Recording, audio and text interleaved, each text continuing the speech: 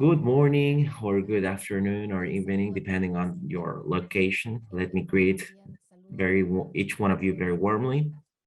Let me greet our panelists today. My name is Veronica Villarreal. I'm the director of the Research Center on Improvement of Education, and on behalf of the Faculty of Psychology of the Universidad de Desarrollo in Chile, I would like to welcome you to the second online international seminar on teaching, learning, and evaluation or assessment in higher education. Today is the sixth day of transmission of our activity that we will be carrying out throughout this week until this Wednesday. As always, I would like to give you some indications in regard to the simultaneous interpretation of this event. This, which I will tell you, is also written in the chat. Therefore, you will have it in written form. I know some of you have already been used to doing this, and therefore you already know what to do, but sometimes we welcome new people and it's necessary to remind those new people of this. Remember that in order to select simultaneous interpretation, you need to select the globe icon that you can find in the bottom part of your Zoom screen. By clicking, then you can select the language in which you would like to listen to all the activities, regardless of the language spoken by the panelist. So let me copy and paste this instruction in the chat as well.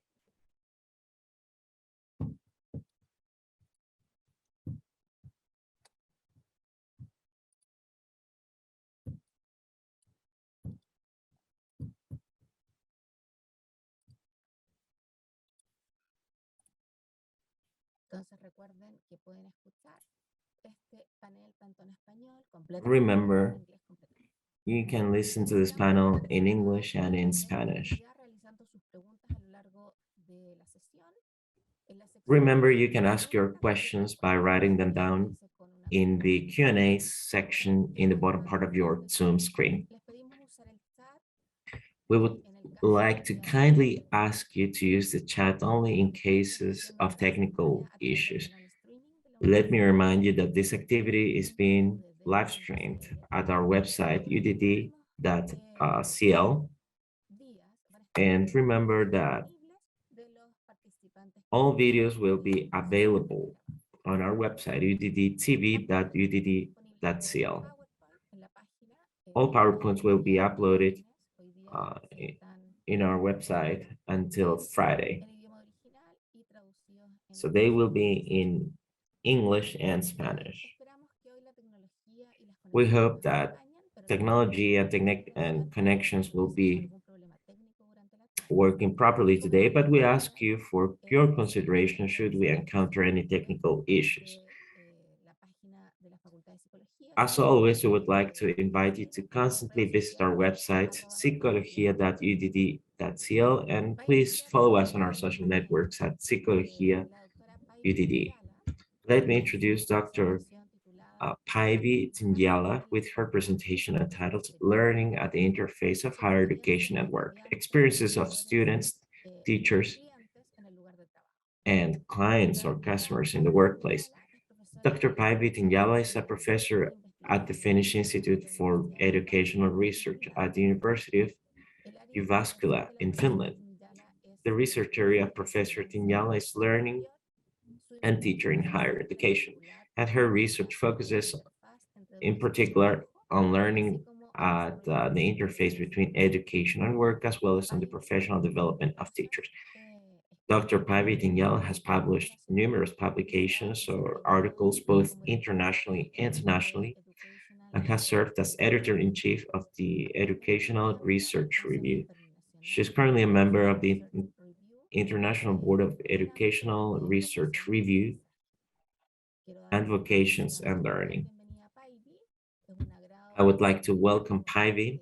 It's a pleasure to see her again. She has joined us here in Chile some years ago. And Paivi, it's a pleasure to have you here once again with us. You may start whenever you like, Paivi.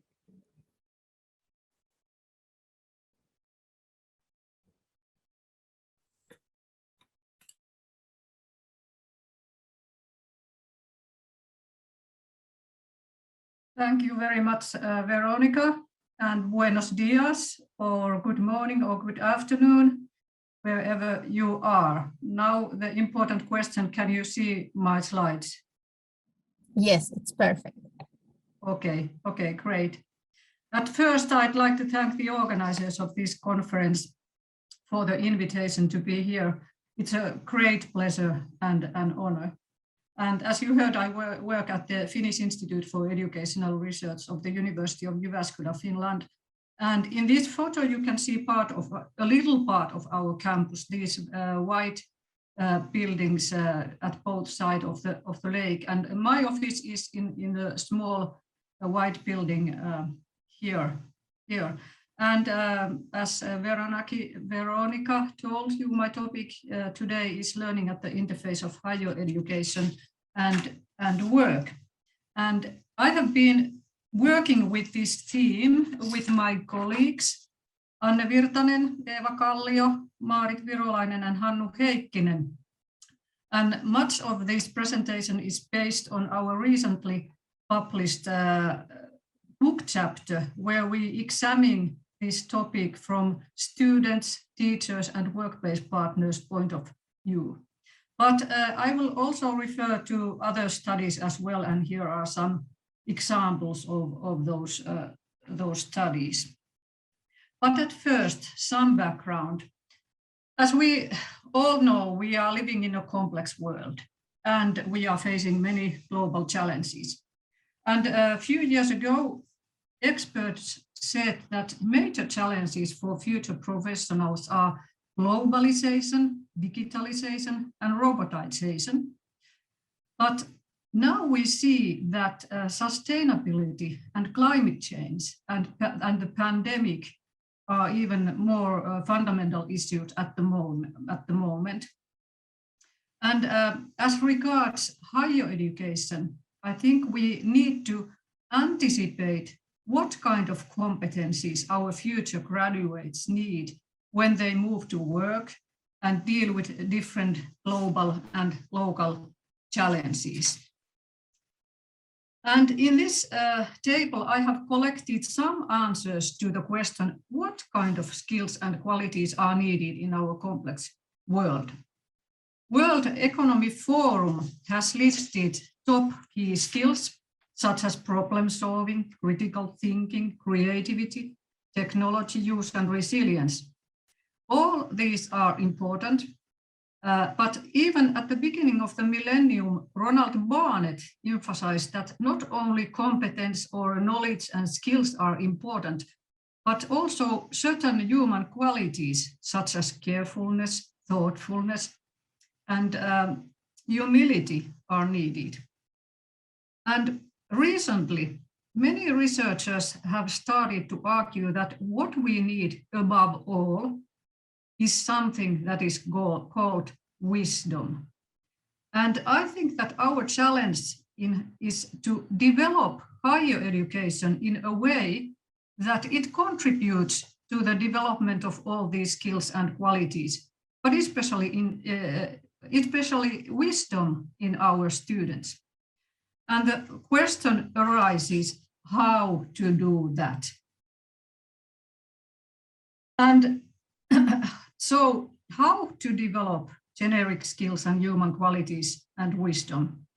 And one possible answer would be by expanding contexts of learning and integrating and making connections between learning taking place in different contexts.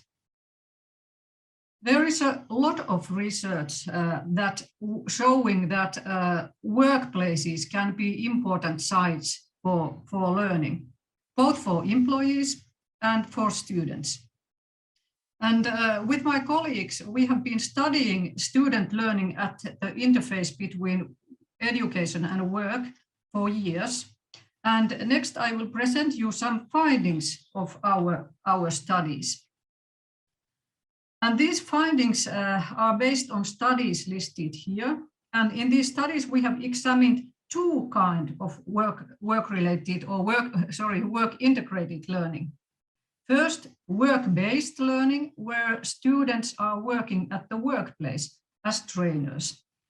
And second, work-related learning, where students carry out a project or some other commissioned assignment from the workplace.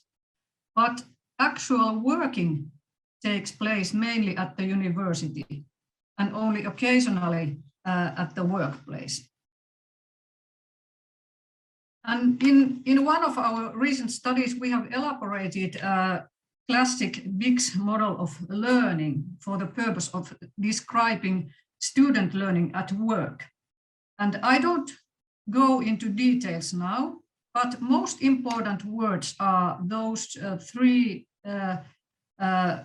with initial letter P: presets, process, and product. Preset factors are background factors related to learners and related to context, such as workplace and interface of education and workplace. Process factors describe activities related to actual learning processes, and product factors represent learning outcomes. So next, I discuss the question, how do students, teachers, and workplace partners describe the presets, process, and product factors of student learning in work-integrated study models and work-based learning? And here is a summary of presets or background factors experienced by students, teachers, and workplace partners in our different research studies. As to student factors, age, class, and previous work experience and their earlier studies have proven important. For example, for beginning students, entering workplace may cause anxiety, and they need more support and guidance than more advanced students. And maybe they need more different type of work-integrated learning, like observing at the beginning and real working only a bit later on. Student motivation plays also an important role in learning. On the context-related factors, our studies have shown that it is crucial that the workplace assures active membership to students. This means that they are giving meaningful tasks and their opinions will be asked and so on. So the workplaces and mentors there, they value students' skills and knowledge. Equally important seems to be that learning at work is integrated with learning at university or at school, so that there is connection between theory and practice. And here is an example of a study where we examined which factors predict students' self-perceived learning outcomes in work-based learning in 6 different fields. Active membership ensured by the workplace was the most important predictor. The second important was the integration between school learning and workplace learning. And the next important factors, invention orientation and learning orientation, they are related to student motivation. So these findings show that student motivation does not alone explain learning outcomes, but the context factors related to workplace and the university or school may play even more important role in integrated learning. And in our research, we have found that in some fields, sorry, now I'm talking something else. This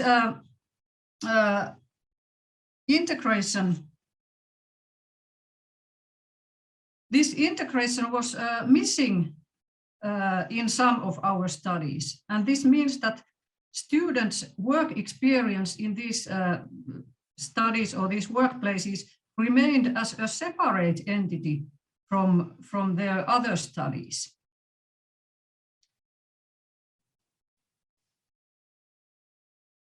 So in our studies, the processes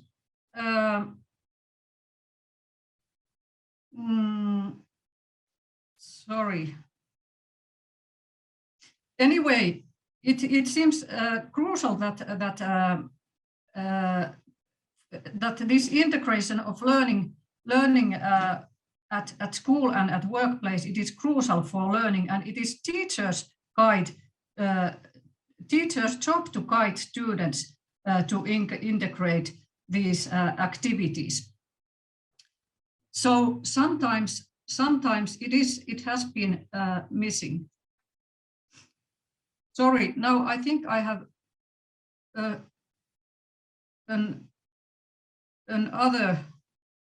other slide. Sorry, I didn't remember to turn to the right slide.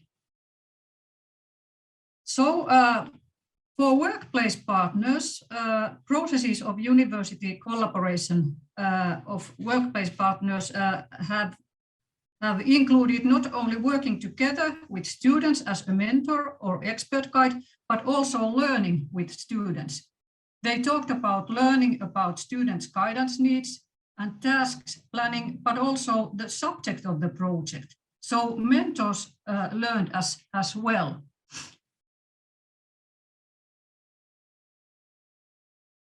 And students, they emphasized that they have to take a responsibility for learning much more than in the classroom.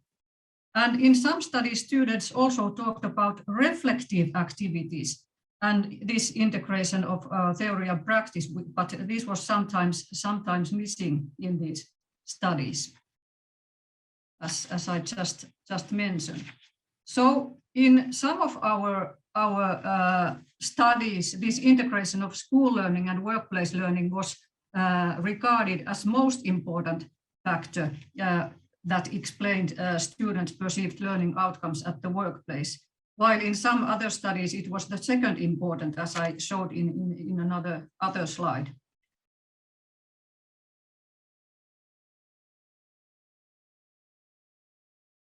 And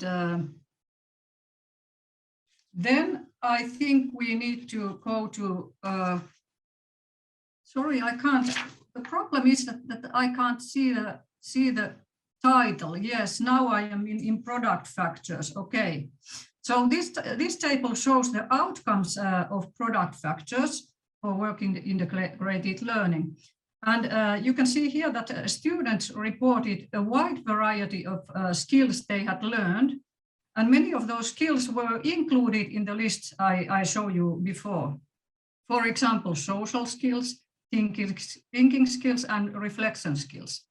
And some of them were also elements of wisdom, such as domain-specific knowledge, critical reflection, responsibility, and other self-management skills. Similarly, teachers recognized the skills and knowledge development of students, but they also noticed that motivation of students increased and dropout of students decreased as a result of work-integrated learning.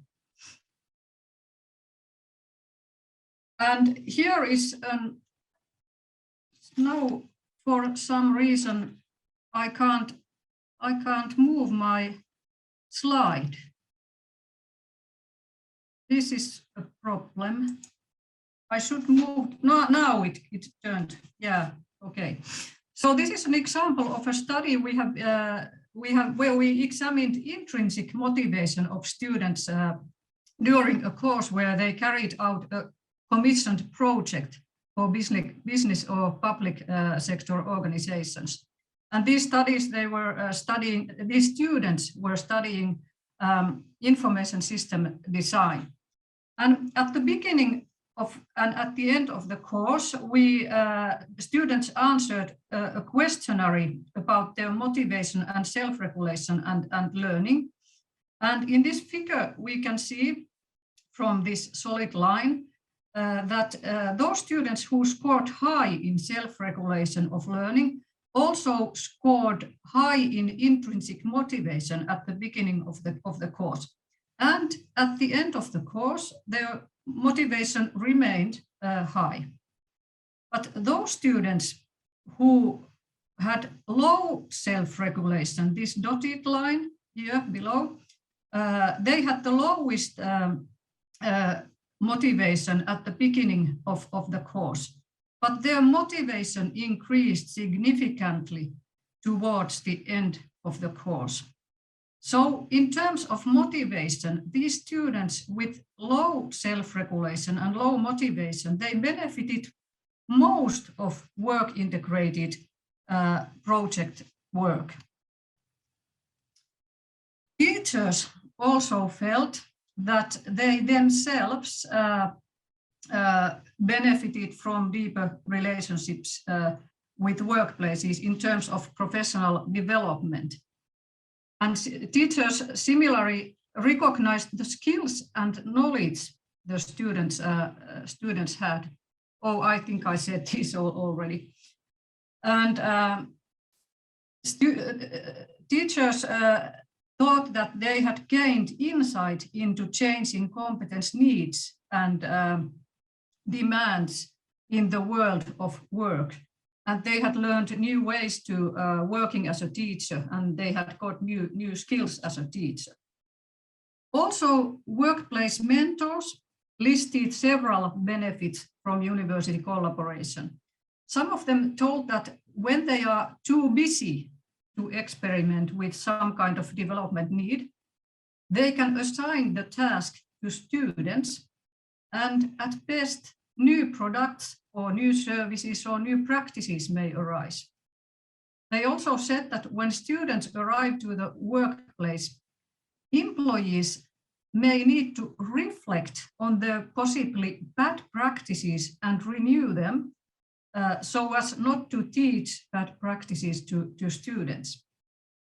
And sometimes employees may become interested in learning and professional development because of students' presence and new knowledge they have. And also students can be seen as potential new employees and help in rush seasons.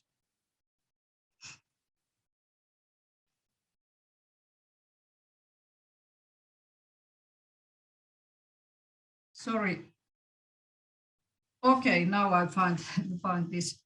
Our studies have shown that in addition to many positive things, there are also some challenges in integrated learning. And as to students, one challenge may be coping with emotions. As I mentioned earlier, students may feel anxiety about work-related learning or work-based learning. The emotions may also vary during practical training or project work from positive to negative and back to positive. And the same things like teamwork may sometimes be experienced as a positive thing and sometimes as a negative thing. And therefore, it is important to prepare students to cope with emotionally charged and challenging situations and provide support during their work experience. Also, another challenge for students may be the lack of integration of connection between theory and practice. And therefore, it is important to guide students to reflect on workplace practices with the light of theoretical knowledge. And this reflection may be individual or peer reflection, and also technological tools can be used as helping this reflection.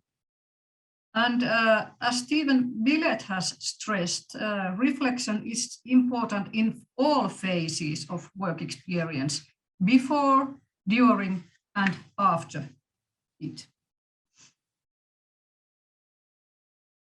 For teachers, challenges of work-integrated learning can be summarized with two words: changing work. When they move from classroom teaching to workplace collaboration, they need to renew their pedagogy, less lecturing and more guiding. An old saying, from sage on the stage to guide on the side, has been used to describe this type of change in teachers' work in general and regarding work-integrated learning in particular. Another change is moving from individual to network type of working.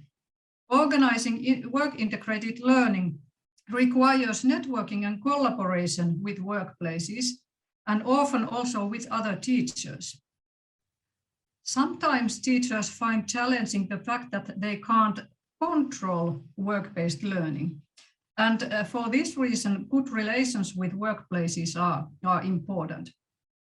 For work-integrated project assignments, teachers have more opportunities to follow and guide students working than in work-based learning.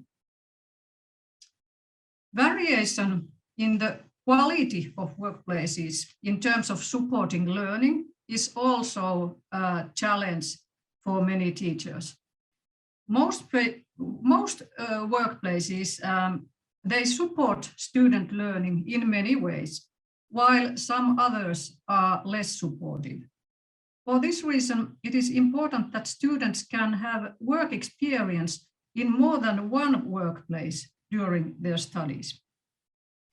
And it is important that after work experience, there are sessions where students and teachers can share their experiences. And then maybe the students with bad experiences can learn something from those students, those other students who have had good experiences. And of course, reflecting bad experiences is important as well for learning. So all these changes in teachers' work mean that they need new skills and competencies. And professional development is crucial in this field. Although workplace partners mainly find students' work-integrated learning beneficial for their organization, they also meet some challenges. As you know, employees are busy, and supervision, guidance, and mentoring of students takes time from their work input. On the other hand, students may help level out working load of employees.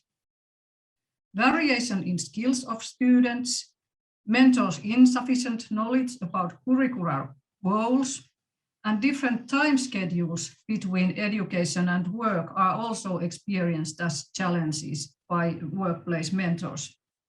So negotiations and agreements about goals, guidance, and assessment between universities and workplaces are important for dealing with all these challenges. And here is a summary of the challenges of work-integrated learning, but I think that I skip this now. I have already said these things. And here are some recommendations for work-integrated learning. Maintaining connections between the university and workplace requires what Stephen Billett and his colleagues call partnership work, including negotiations of principles and practicalities. It's also important to make an agreement about goals, guidance, and assessment.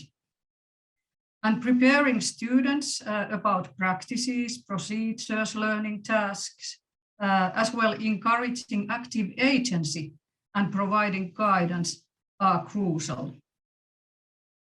Assigning tasks in which students connect theory and practice are also important for learning.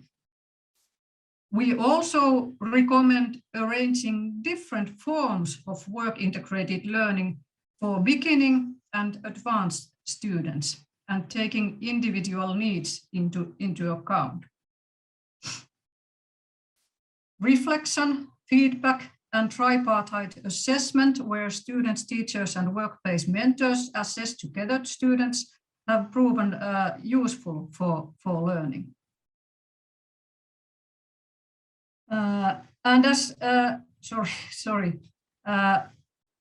as work-integrated learning changes teachers' work, it is important to support teachers' professional development and collaborative working cultures in departments and universities.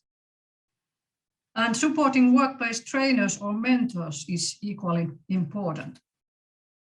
Safe and open and dialogical atmosphere is always worth nurturing. And finally, evaluation of the quality of work-integrated learning is important every now and then. So far, I have been talking about work-integrated learning, but we have also examined what kind of pedagogical methods explain the development of generic working life skills in classroom. And we got interesting findings of our studies. For example, that pedagogy, including students' critical inspection of knowledge in different ways, and positive learning atmosphere during the course, predicted most the self-assessed development of resourcefulness, innovativeness, and creativity, whereas lecturing correlated negatively with these variables.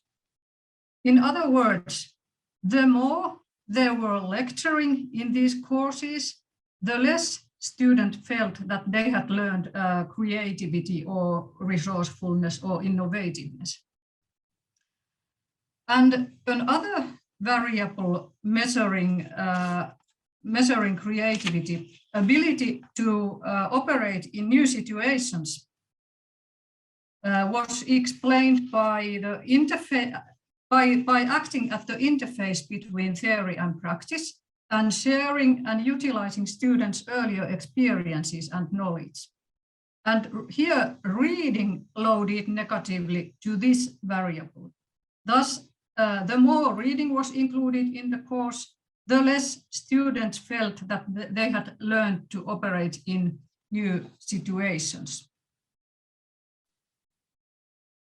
Interaction between theory and practice was also important for learning general problem solving. Critical inspection was important for learning critical thinking skills, and working together with others and assessment of other students' work and tasks, including feedback and assessment and summarizing, they predicted decision-making skills. And for problem-solving skills, acting at the interface between theory and practice was important. Also important for general problem-solving skills and ability to solve occupational problems. And working together with other students, and these tasks or including assessment of other students' work, they predicted problem-solving skills. And reading and working alone, they correlated negatively with problem-solving skills. And then there are continuing learning skills, and again, critical inspection of knowledge and assessing one's own work explained continuing learning skills, and assessment of one's own work and feedback assessment and summarizing tasks predicted self-assessment skills, which was not any surprise. And finally,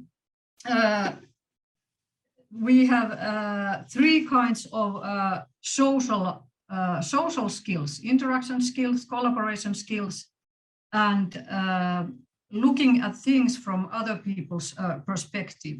And here it is no surprise that working together with others explained all these skills, and also sharing and utilizing students' earlier experiences and knowledge was also important for interaction skills. And again, these tasks including feedback, assessment, and summarizing, and acting at the interface between theory and practice were explained the collaboration skills and looking at things from other people's perspective, which are also important for important social skills. And here, negative correlations were found with feedback and evaluation given by teacher. It correlated negatively with looking at things from other people's perspective, and listening correlated negatively with interaction skills. So I think these are quite interesting findings about learning generic skills in the classroom. And then it is time for conclusions. Altogether, our studies show that it is possible to learn generic working life skills both at work and in the classroom. Vital factors in students' workplace learning are active participation ensured by the workplace, integration of theory and practice or school learning and workplace learning, guidance and feedback, and student motivation. As to classroom learning, different forms of pedagogy seems to develop different kinds of skills. Therefore, diversified pedagogy is needed to support the development of diversified work-life skills and knowledge.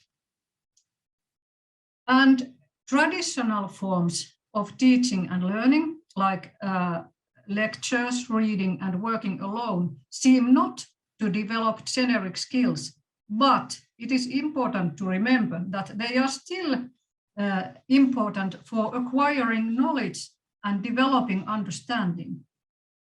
Thus, we recommend diverse pedagogy, including both collaborative and individual working, sharing and utilizing students' knowledge and experiences, both lectures and reading, but integrated with learning tasks, which involve critical reflection and summarizing, giving and receiving feedback, self and peer assessment, connecting education and work, and integrating theory and practice.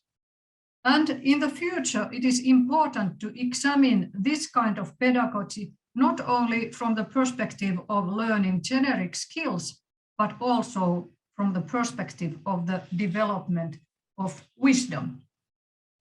So now I am curious to listen to other 2 lectures and hear questions or comments afterwards. And now I thank you very much for your attention. Thank you. Muchas gracias a ti, Paivi. Muy interesante. Thank you, Paivi. Your presentation is very interesting and also very much to what is happening right now. And we would like what we want to develop with our students. It's a challenge to develop these generic competencies. So the lights that you give with this diverse pedagogy is very interesting. Thank you so much. Thank you. So now we are going to present, as the program says, Dr. Aili Toom, supporting learning and assessing generic skills in higher education. Dr. Aili Toom is professor of higher education, working as director of the Center for University Teaching and Learning, which is HYPE, of the University of Helsinki in Finland. Dr. Toom is also director of the PhD program Psychology, Learning and Communication. She holds an adjunct professorship at the University of Eastern Finland and is a visiting professor at the University of Tartu, Estonia. Currently, she is president of the Educational Research Association in Finland, which is FERA. Her research interests include teacher knowledge, teacher agency and education, as well as teaching and learning. It investigates student learning having to do with work knowledge and global competencies, pedagogies, and digital technologies that support learning in the elementary school and also in the high school and higher education. She leads and co-leads several research projects and these topics and supervises also the PhD students together with the research of colleagues. She is a part of editorial boards and of different journals and has acted as a reviewer of many scientific journals, conference and international research programs. Her research articles have appeared in several journals. Thank you so much, Aili. We are very hoping to hear all of your research and investigation, so you may begin whenever you are ready. Yes, thank you very much, Veronica, for your kind words. And thank you very much for inviting me as a speaker to this very impressive conference that you are organizing. And good morning, everyone, or good afternoon, depending on where you are at the moment. As Veronica said, my title today is Supporting Learning and Assessing Generic Skills in Higher Education. I have been investigating and developing these issues practically in our university for the degree programs in different disciplines. And we have had several research projects going on related to these issues.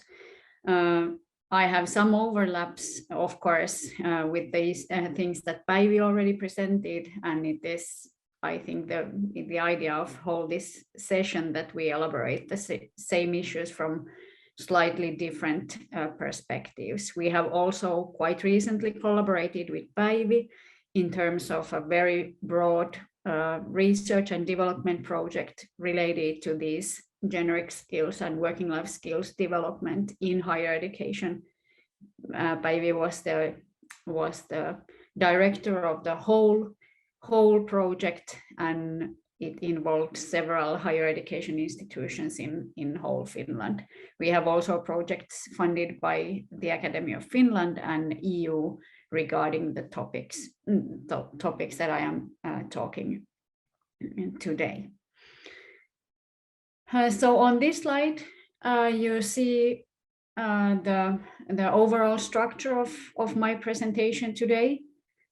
First, some introductory words related to the topic, then some definitions and understandings from earlier research that what is actually meant by generic skills, why they are emphasized to be important for students in higher education to learn, why they are so topical at the moment, what do we know about supporting student learning of generic skills in higher education based on our own research and other researchers' studies, what have been found as enhancing and impeding factors, and what kind of efforts have been made to support student learning of generic skills in higher education on curricular level, on course design level, and on pedagogical practices level, referring to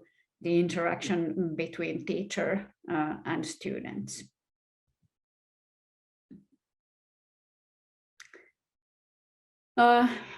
I think that it is quite widely agreed that during university education or higher education, students are expected to learn especially discipline-specific knowledge and skills and generic skills relevant for their profession and future work as academics in different different tasks and professions related to the discipline.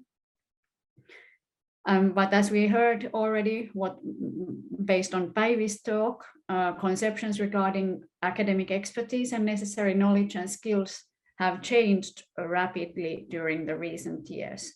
I would say that during the past 5 or 10 years, it has increased significantly, that we emphasize, and educational policymakers and researchers and practitioners emphasize the importance of learning generic skills or working life skills or work-related skills already during higher education studies.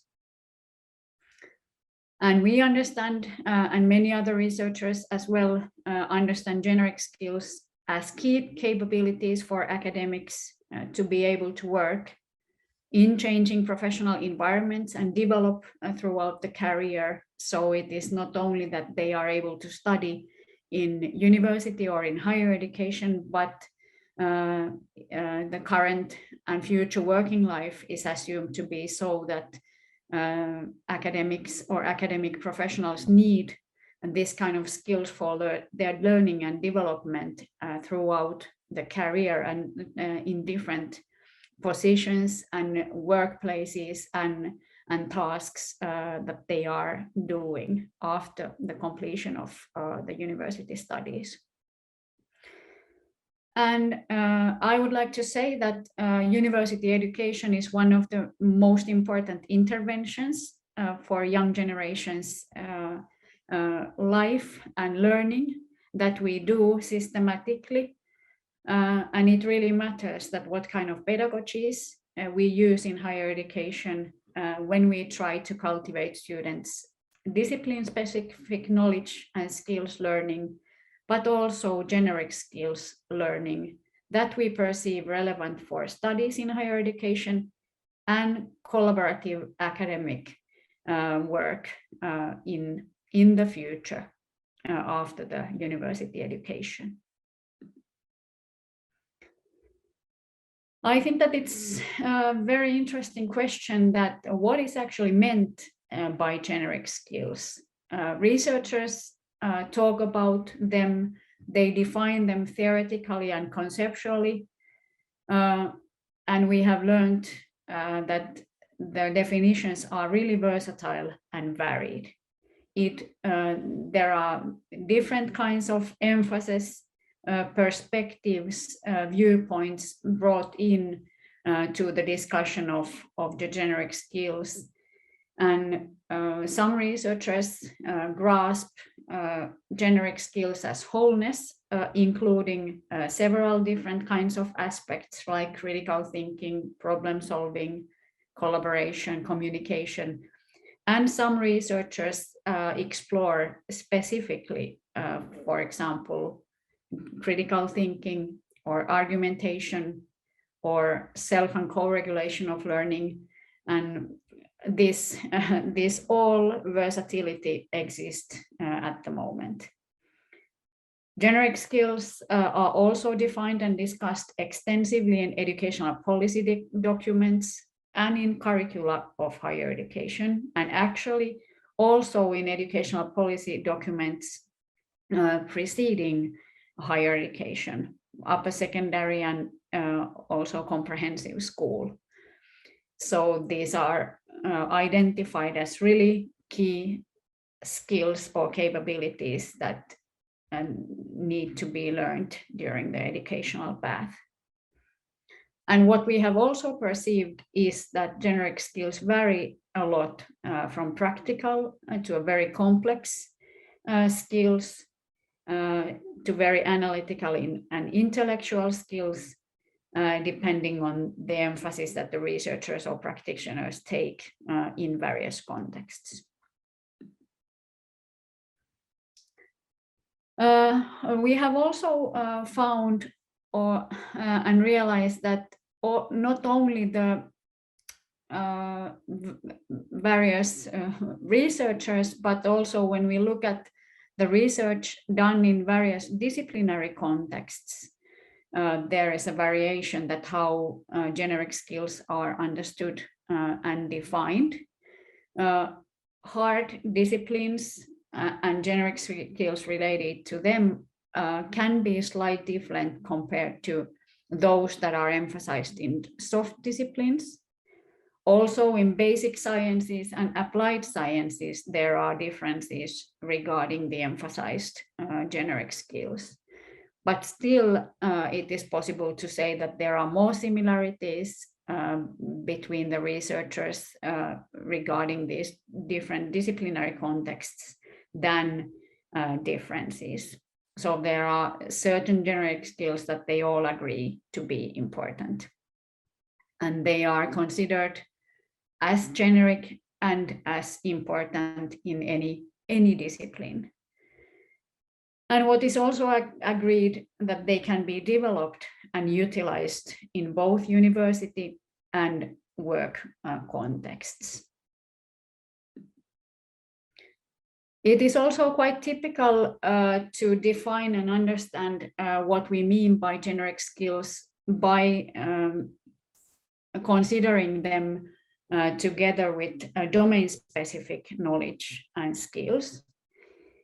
And it is quite easy for academic researchers and university staff or higher education staff to agree that, of course, we need to make sure that students learn these domain-specific knowledge and skills during university education, so that they understand the characteristics of their own discipline, how their discipline is, how it is in relation to other disciplines, closer or not that closer ones, that they know the main paradigms, theories, and concepts in their own discipline. They are aware of and can use central research methods that are typical for their discipline. They have some grasp or thorough grasp about the relationship between theory and practice within their own field. They know how to apply certain theories in practical situations in their discipline, and they are also able to conceptualize the practical situations and theorize and structure the practical challenges within their field by using some central theories in their discipline. And they are practically capable of applying scientific knowledge and skills to the practical challenges and problems that they face. But what we have noticed in our university, we have done for quite a long time, since 2015, the curriculum improvement and degree program reform, and this supporting student learning of generic skills is one of the most important issues. And there we have really identified that in principle, our staff members, they agree that, of course, students need to have strong critical thinking skills, strong argumentation skills. They need to be able to solve problems. They need to be able to regulate their own learning and work, and co-regulate the group work when they work with someone else. They need to be able to communicate their scientific knowledge and expertise in their field. They need strong intrapersonal skills and teamwork skills. They need to be able to use a variety of digital technologies fluently in their academic work. And quite recently, we have also agreed that sustainability perspectives and responsibility regarding not only myself, but in a variety of ways about the environment and surroundings has become important. and also adaptivity and flexibility as professional.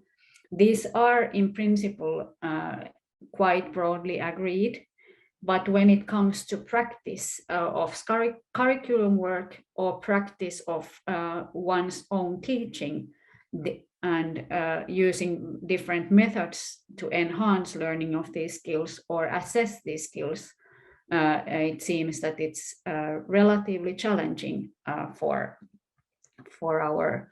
our staff. Still, we know that it is based on research. We know that it is for students, it's really important that they have strong generic skills. We have investigated, and other researchers have investigated student learning in higher education and found out that generic skills are related to learning of disciplinary knowledge and skills. This is quite classical work of Arum and Roxa. Maybe you are really familiar with this book. If not, I really recommend reading it. We have found in our studies that generic skills are related to collaborative work processes and joint efforts. They are also related to student study success.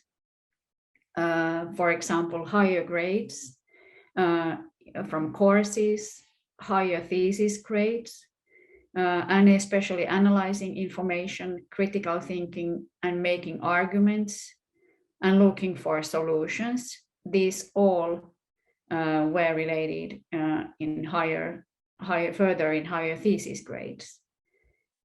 And generic skills are also related to progress in university studies. But strong generic skills are not only important for studying in university, but they also matter when students transition from university studies to working life.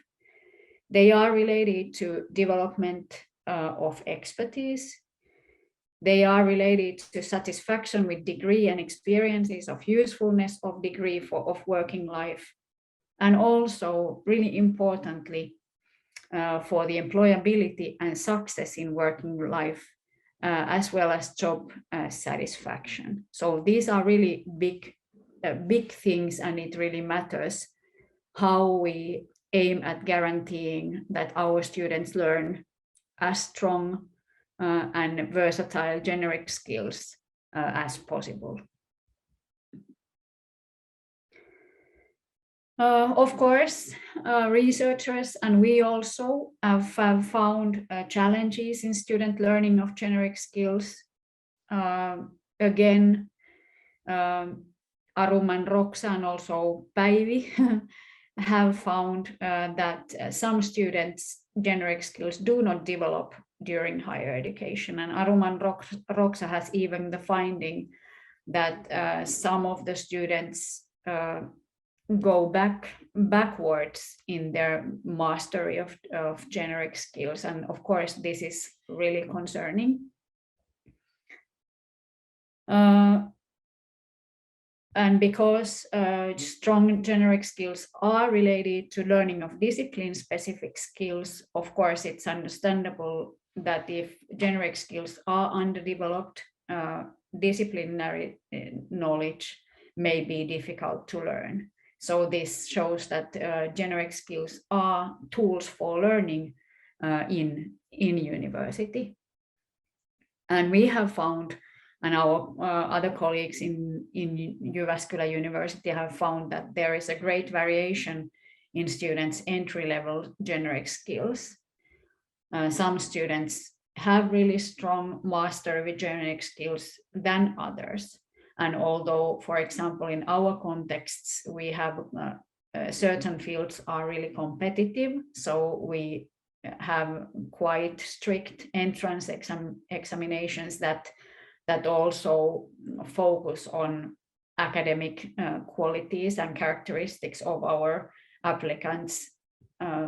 still we can find quite huge variation in their generic skills.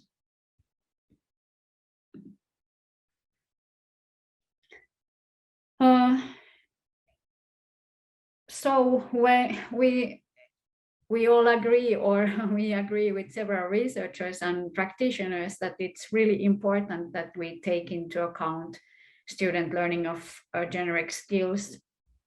And what we as teachers and staff members can do, we can think about the curriculum, what kind of curriculum we have, how we build the courses in the curriculum, and what kind of pedagogical practices and methods we use on course level in order to make sure that this happens in a variety of ways. So we take this kind of systemic approach to this issue. So the coherence of the curriculum in terms of learning of generic skills and their systematic integration to learning goals, course contents, all the assignments that the students do, and the assessment in all courses is really, really essential. We know that student learning of generic skills is a long process, and they need to be able to practice generic skills in different contexts by doing various tasks, combining theory and practice, working alone, working in different kinds of group compositions throughout the studies is very important. So from our perspective as teachers and staff who teach and are responsible of student learning, need to take this variety and these possibilities seriously and really make the curriculum as coherent as possible. Of course, we know that universities have also organized and emphasized organizing some specific courses related to generic skills. Of course, that may help a little bit, but it is inadequate. But it's very important to integrate learning of these skills throughout the curriculum. But why it is challenging, it requires, of course, teachers, that teachers are aware of this. They have pedagogical expertise for doing it. And especially when it comes to curriculum work, they need to collaborate in order to make the curriculum as coherent and as aligned as possible. And that might be challenging sometimes. And we also know, based on research, that some researchers and some practitioners have taken a collaborative work perspective when trying to enhance student learning of generic skills and academic knowledge practices. And several researchers have found that certain practices in this kind of approach are really essential for student learning of generic skills. It has been found that if students have a shared object as a core of their collective work, if it integrates individual efforts and collective efforts, that's effective. If it allows use of relevant digital technologies, if it's possible to receive and provide continuous feedback, and if they have the possibility to work persistently in developing the shared knowledge objects. These all elements are important in collaborative knowledge work and in supporting student learning of generic skills. We also know that single pedagogical methods and approaches, not that holistic one that I presented in my earlier slide, but the single methods that teachers have applied are beneficial for promoting student learning of generic skills.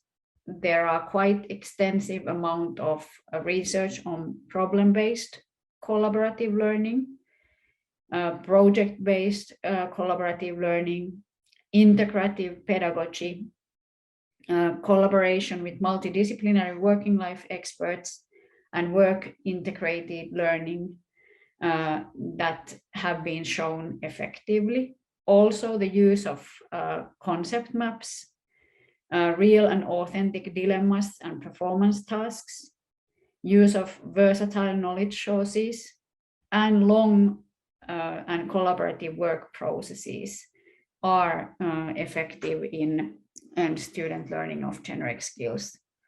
The key is that students' role is active and they have agency in terms of their own learning and possibility to regulate it themselves throughout the process.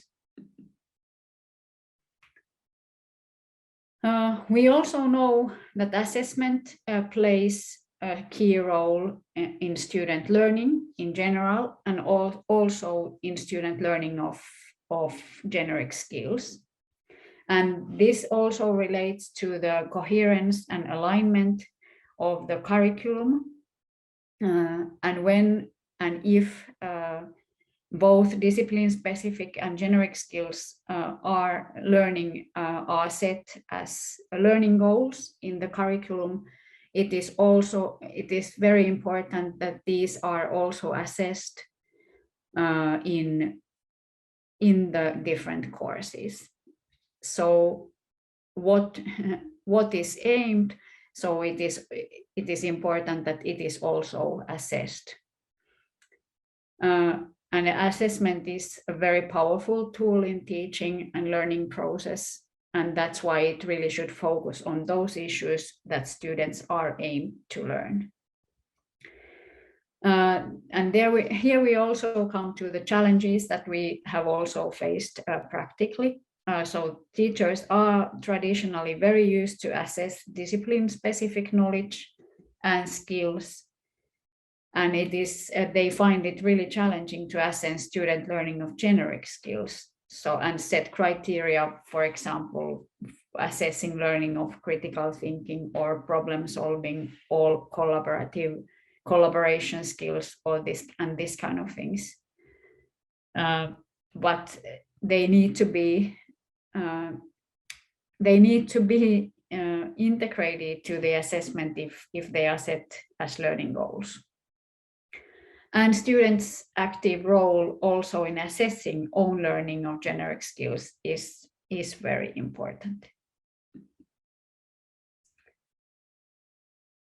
And it is also very important that when we think about the assessment and also assessment of learning of generic skills, that we take into account the different phases of learning process, so that we do diagnostic assessment before the course that is aligned with learning goals, and students and teachers become aware of the knowledge and skills levels and expectations before the course, and students' current knowledge and skills and relevant skills regarding the course are activated, and that we use a variety of assessment methods already in this phase.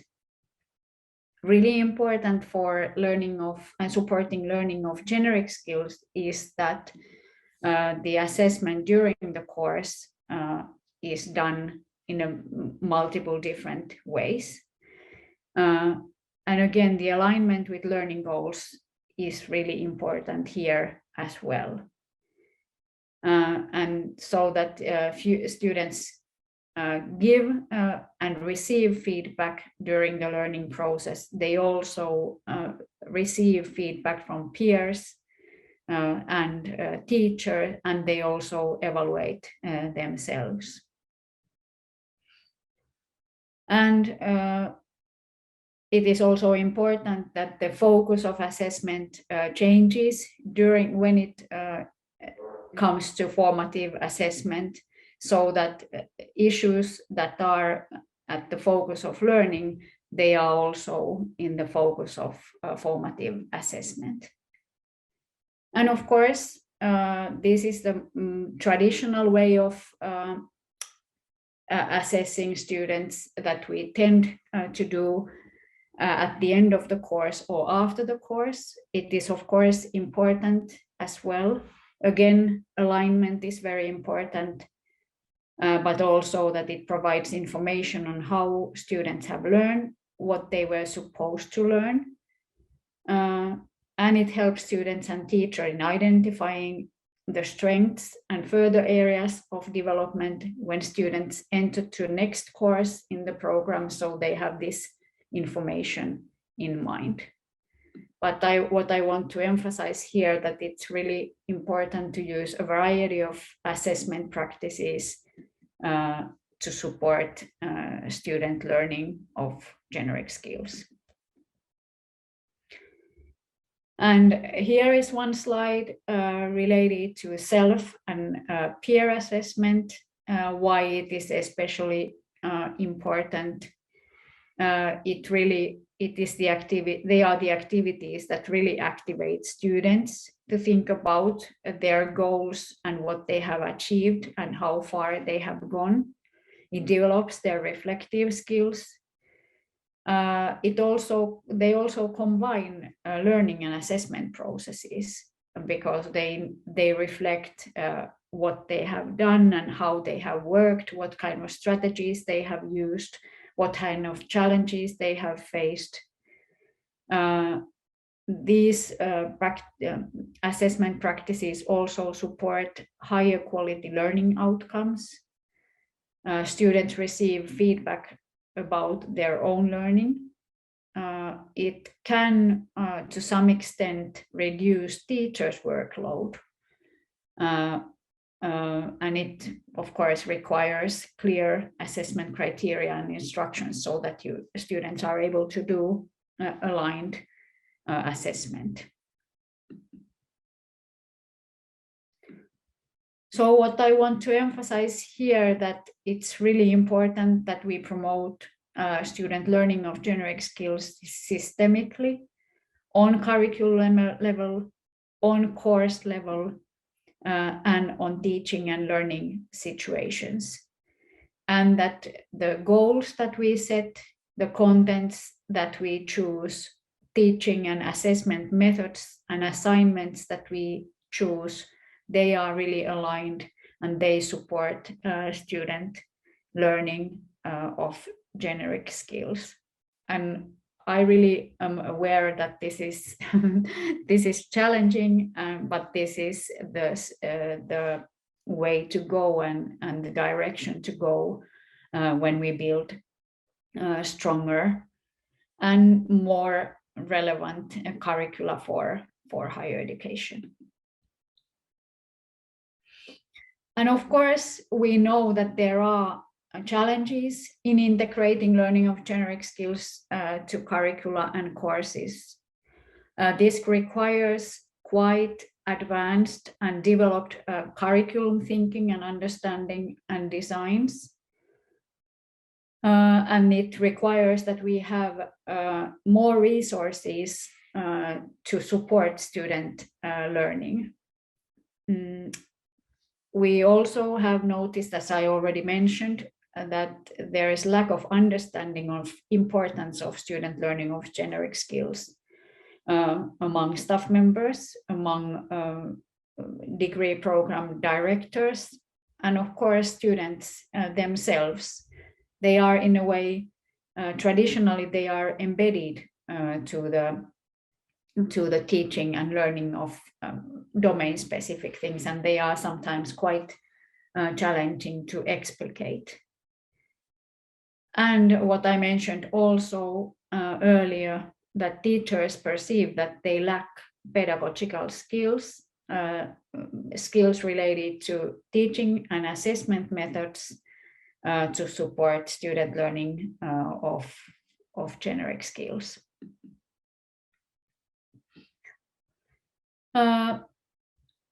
I wanted to finalize my presentation by showing an example that we have created for our university.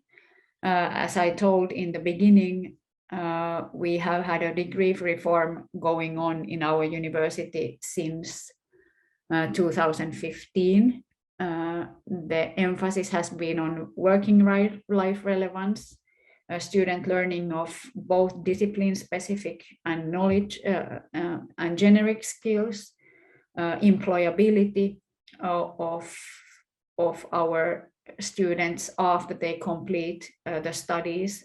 And we have done this work quite intensively. And now we have again curriculum work going on.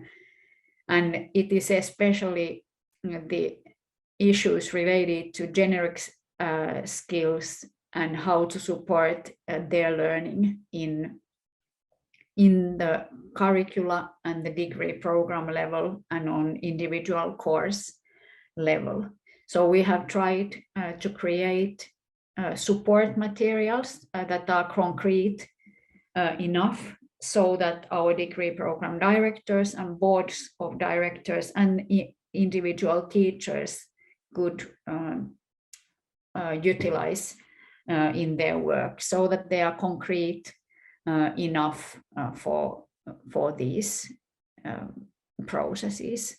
And here you can see in this column as examples, self-regulation and management skills, communication and interaction skills, and collaboration skills, research skills and scientific thinking, and identifying own expertise. And we have given these as examples of generic skills. Of course, they are not the only ones, and our degree programs can choose which generic skills learning and they emphasize, but these are given as examples for them. And here you can see the study years. So first year, second year, and third year. And here we have tried to describe that what kind of aspects related to self-regulation and management could be at the core in the first year, how this could be continued in the second year, and what we think that could or should happen in terms of this self-regulation and management in the third year with this, that is the final year in master's degree. And same is here, communication, what to do in the first year, how to continue in the second year, and further in third year. And what I can say is that this has been experienced really beneficial and concrete help in the degree programs when they develop the curricula, and also the individual teachers when they design their own courses. Our teachers are quite autonomous in designing and deciding about the details of the course that they are responsible of, as long as it follows the curriculum that is accepted by the faculties. So these have been experienced as really important examples.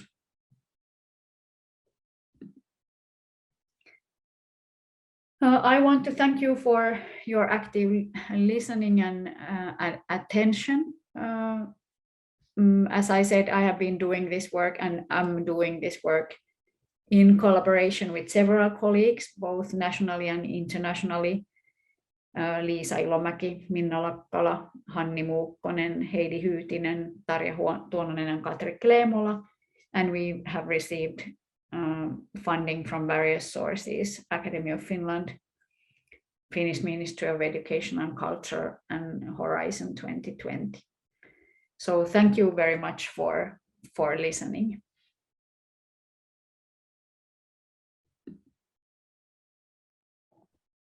Muchas gracias, Auli. Muy interesante también lo que nos has contado, muy alineado. Thank you, Aili, and thank you for what you have shared. It's very aligned with what Bai was sharing with us. So now we are going to begin with our third panelist. At this time now, Dr. Kathleen M. Quinlan is going to present, and she is presenting how to make teaching relevant to students' hopes and interests.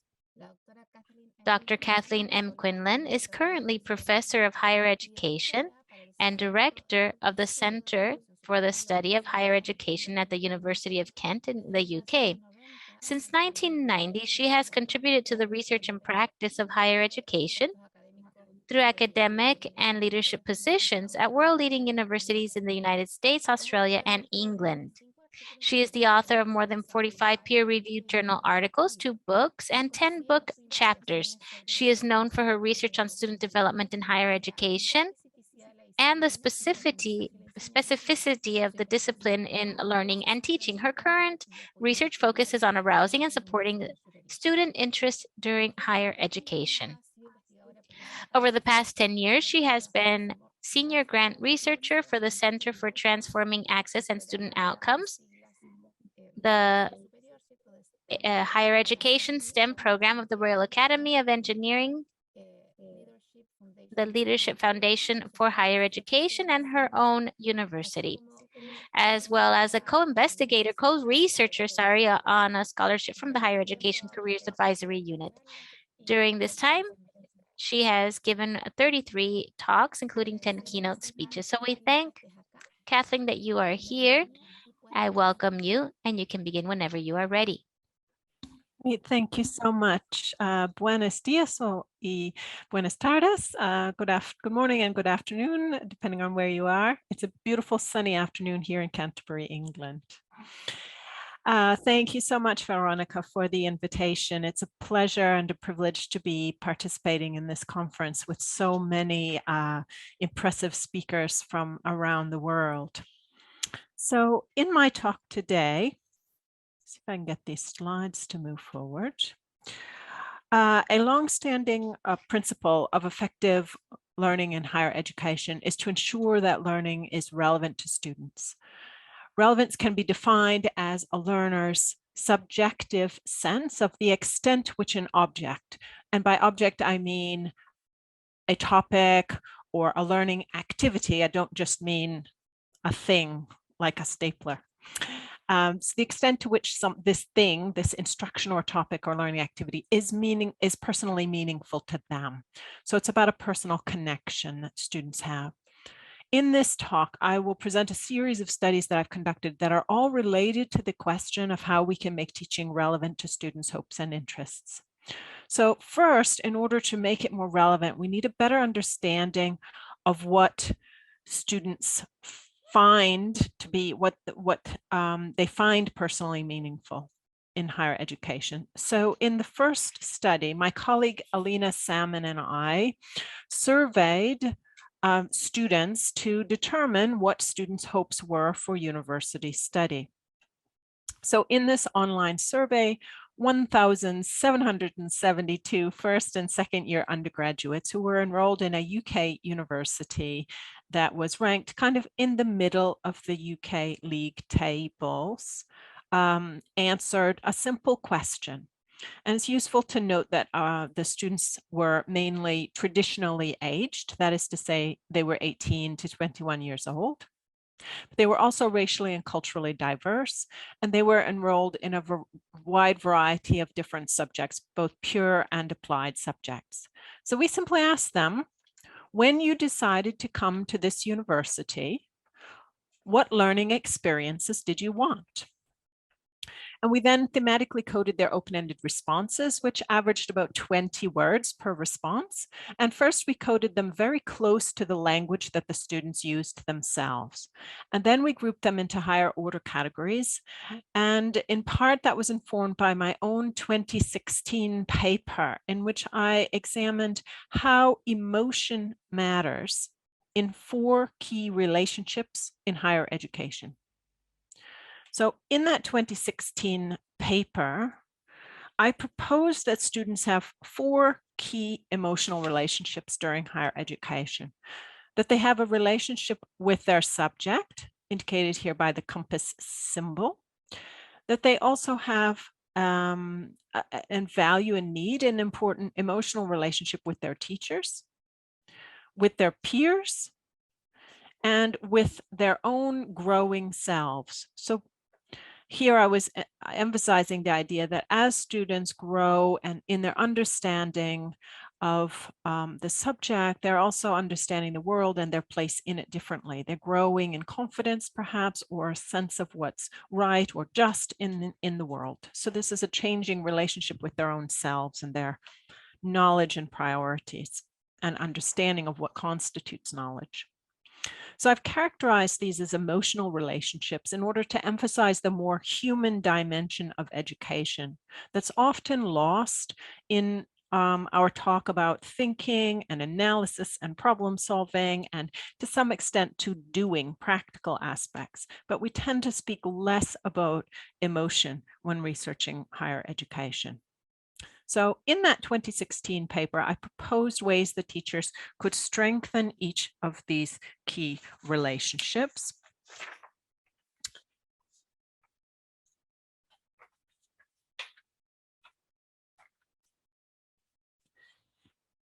And here I want to, though, move on rather than summarizing that paper, which you can look at your leisure.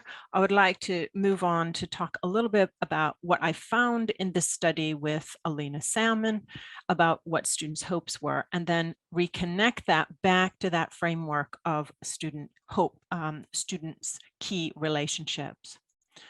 So what we found is that 20% of students referred to things related to exploring the subject. And so these were things that students might have said, I want to broaden my knowledge of politics, for example. 15% of students talked about wanting to I've slightly lost track of my pages here. 15% of students talked about wanting to apply learning. And so some examples were things like, I wanted to broaden my understanding of the types of management roles that are applicable to business today and the techniques that managers use. So this would be a student studying business, perhaps. Or I wanted to embark on a rigorous course where the teaching was directly applicable and applied in real life scenarios. So that indicates that the kinds of things that students were saying here were related both to their careers or to real life scenarios that they might encounter in their personal life or in the community. What we also saw was a lot of students who spoke about both this interest in exploring their subject and also applying that subject. So 10% of students fit that category. So a student might have said, I want to learn about psychology and delve into the topics, indicating that wanting to explore the subject, and then said, and understand them in a real world context. I hoped that the lecturers would be engaging while doing this and really would heighten my interest in psychology.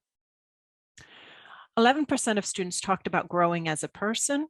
And in this case, they tended to talk about things like independent learning skills or to grow in confidence, or they might have even said grow as a person. 8% of students talked about wanting to interact with peers. So for example, I wanted to work with other students who shared a similar interest. And 3% spoke about wanting to interact with staff and having good supportive relationships with staff. So taking these lessons from this empirical study we can go back to the initial model of 4 key relationships and to see whether this held up when looking at it more empirically through this approach.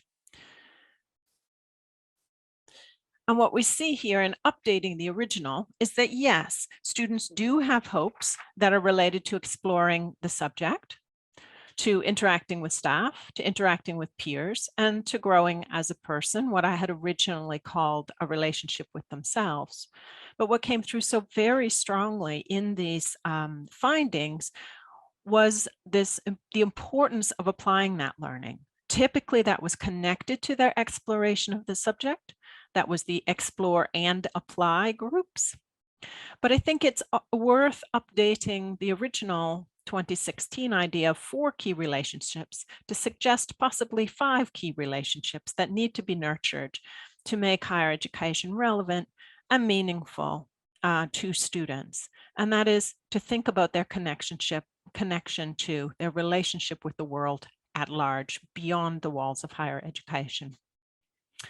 And we did a follow-up study from this work in which I worked with Natalie Gentry to create a survey that allowed us to more easily measure students' hopes, which is an important step forward in the work, because simply asking a broad open-ended question and having tens of thousands of words of response and trying to code them is not a practical way to carry on this kind of work. So we created 3 items for each of these 5 key hopes and tested that with a group of about 250 psychology students.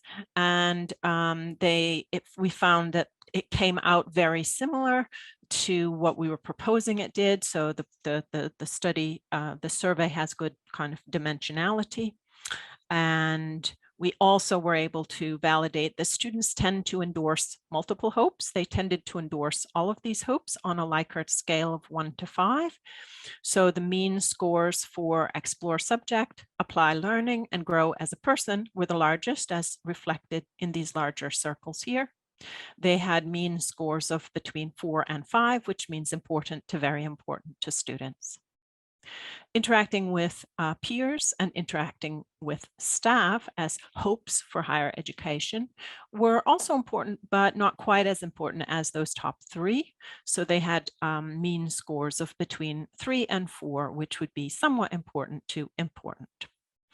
So there was validation of the original study and this enhanced framework for thinking about students' key relationships in higher education. So why do students' hopes matter? First, these findings are important to reinforce that students do care about the learning process and their experience. Too often, I hear cynicism from teachers in more marketized higher education contexts, such as the UK, who say students behave like consumers of higher education, and they complain sometimes that students are more interested in getting a degree than learning or growing through their university experiences. And our findings suggest otherwise.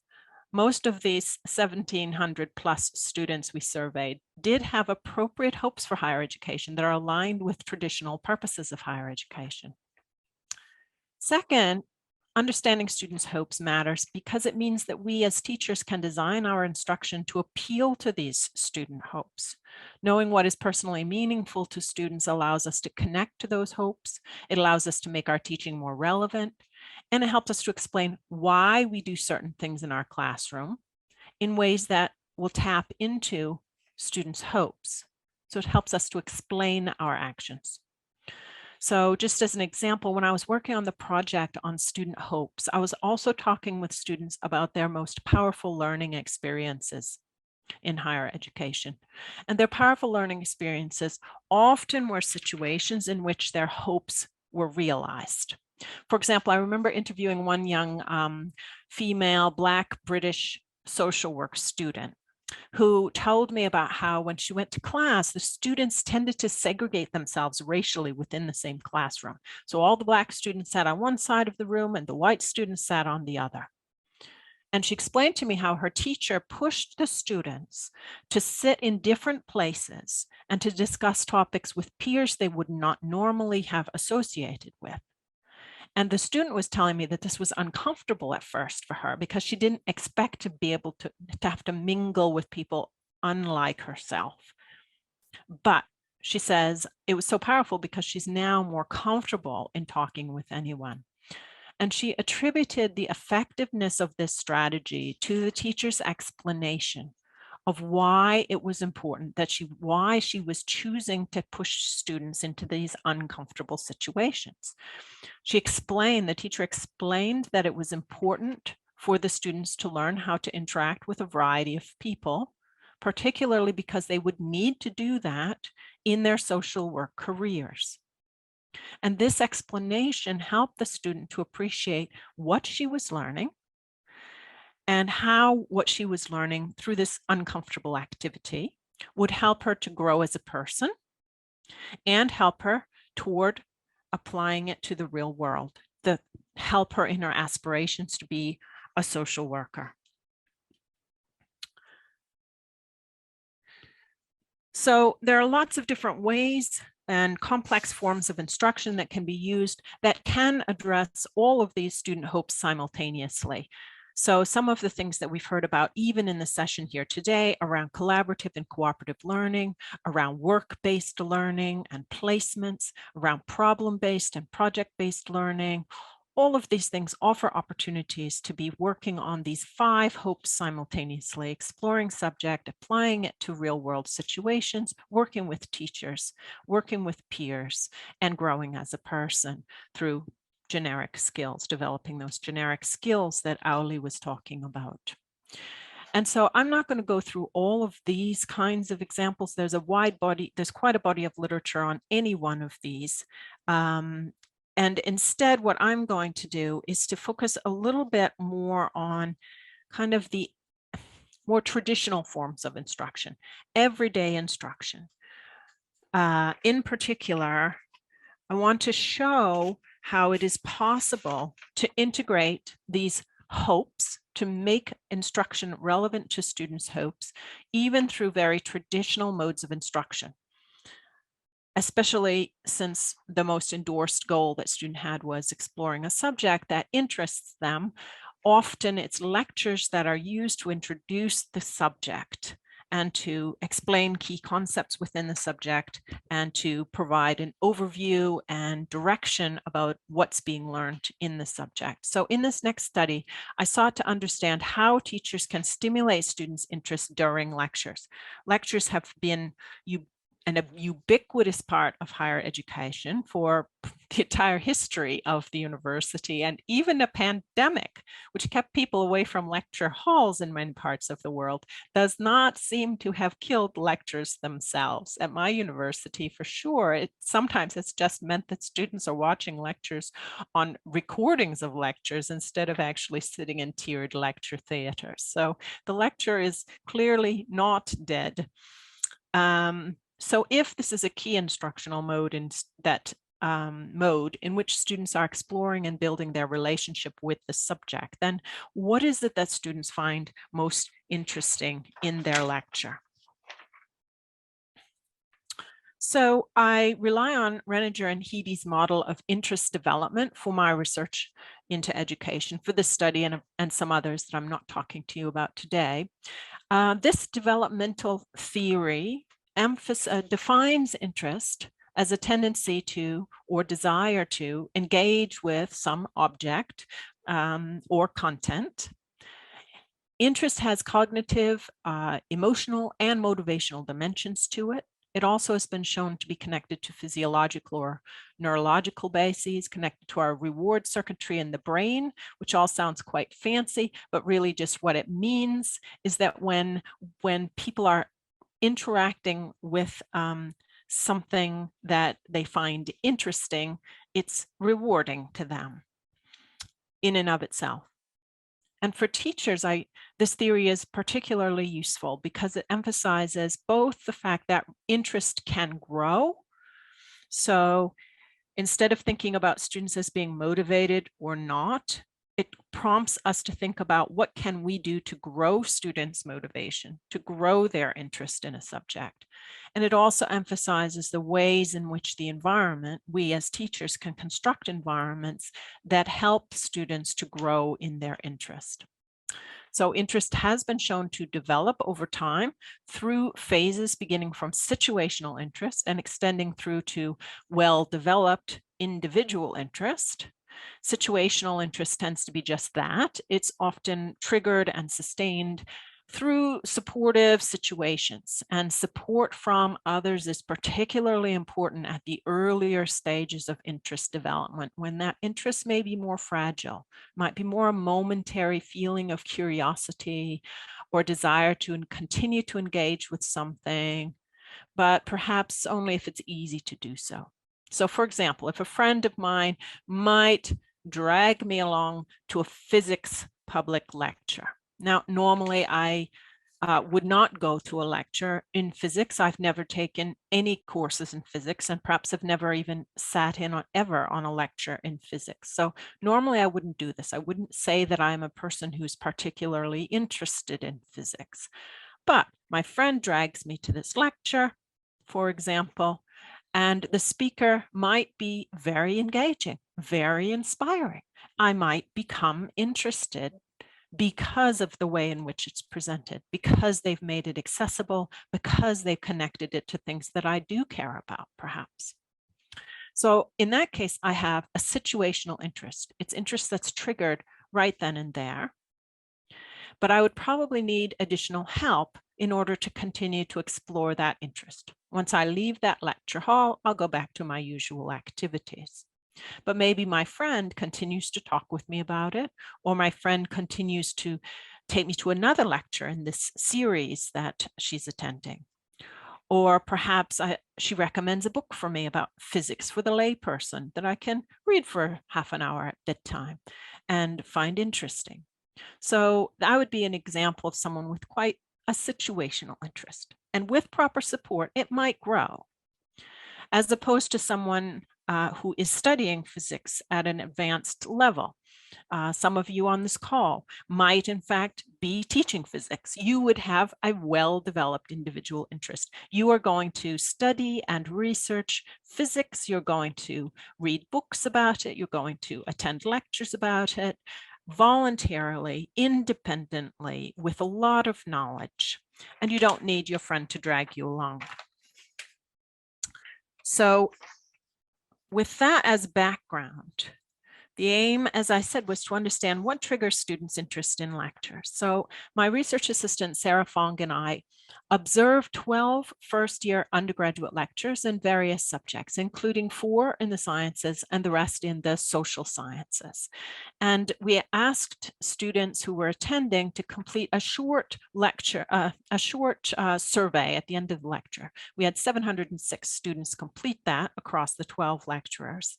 And we asked them on that to tell us about a particularly interesting moment, to identify the most interesting moment in the lecture.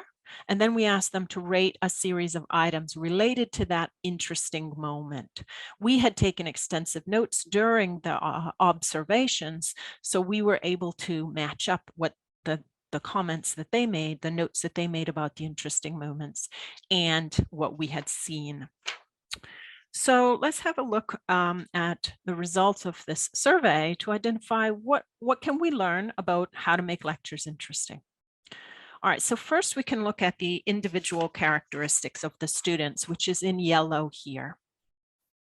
And you can see the numbers after it. 0.35 refers to a standardized beta. So there are 3 asterisks. Basically, what we can say is this very unlikely this was by chance. And it shows that there's a strong relationship between whether a student is already interested in the subject and their interest in this particular lecture. That kind of makes sense. So those of you who are physics lecturers would probably find who already are studying and interested in physics would probably find that any given physics lecture more interesting than someone like me. So that makes sense. But what I was more interested to understand was the characteristics of what was happening instructionally in that particular moment. So what we see in the blue box are those instructional characteristics, and you can see several of those are significant and affect students in individual interest. It's their situational interest in that lecture. So what we see is that the perceptions of the teacher are one of the most important things. And what we mean by that is whether the students found the lecturer to be enthusiastic, approachable, and friendly. So we call those positive perceptions of the teacher. And that was strongly associated with their interest in the lecture. The second thing that was very important was what I called cognitive activation. That is, if students were stimulated to think, then they were more interested. The third was about usefulness. So usefulness is high when the information is relevant, important, and useful to a student personally, which also makes it more interesting for them. Cognitive incongruity also mattered here, and that means that the information contradicted a student's prior belief or presented something controversial. And finally, novelty. So a key novelty is something new. So if students were learning about something new to them, that was also triggering their interest. It's also noteworthy that it's important that we have this at an appropriate level of difficulty. When students were over-challenged, that was negatively associated with interest. So we have to find the right level. Great. So we can look then more carefully at the particular interesting moments that they identified. So we've learned the general characteristics across all of the interesting moments, but we can look at what were these interesting moments students pointed to in each of the lectures. And usually there was quite good agreement among the students on just one or two key moments in the lecture that we could also readily recognize as observers. And those moments help us to illustrate how these factors are played out in the classroom.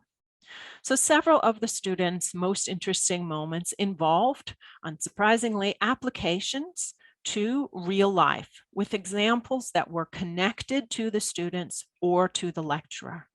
So for example, a lecturer in biostatistics. So this was a first-year biology course, and they were teaching this unit on statistics.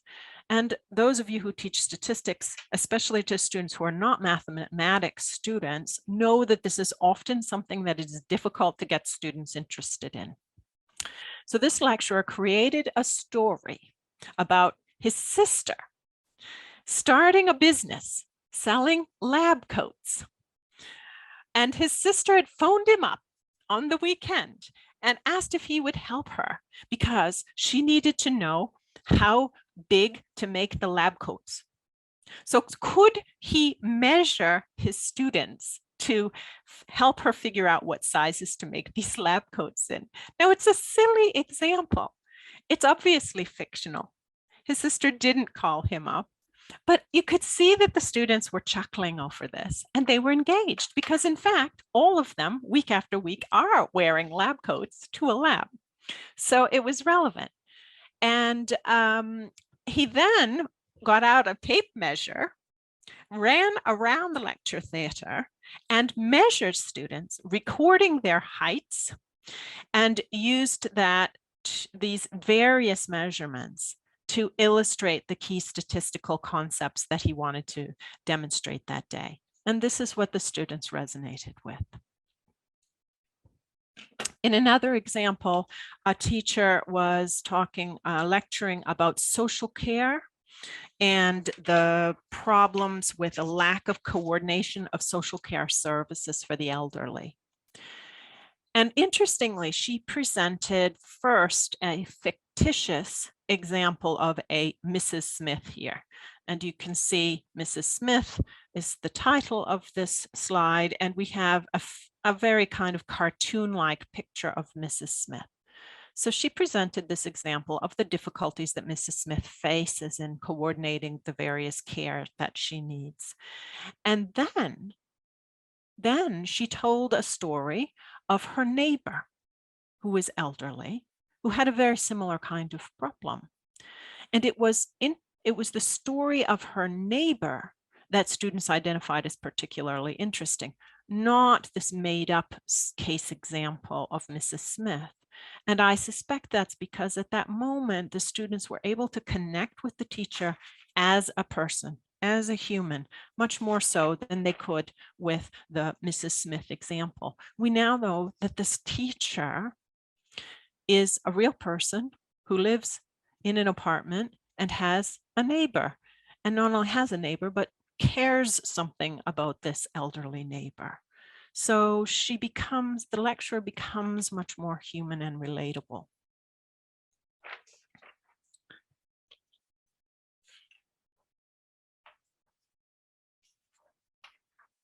And so as we continue to unpick these interesting moments, several of the moments also involve teachers making more personal connections with the subjects, like the lecturer who was telling the example of her neighbor. But I also noticed a lot of the sorts of things that would have prompted students to have positive perceptions of their teachers.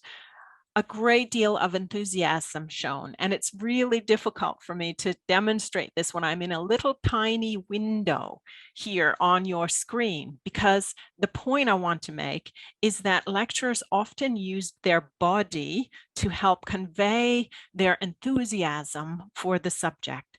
So we had one of the lecturers who was teaching about ballistics.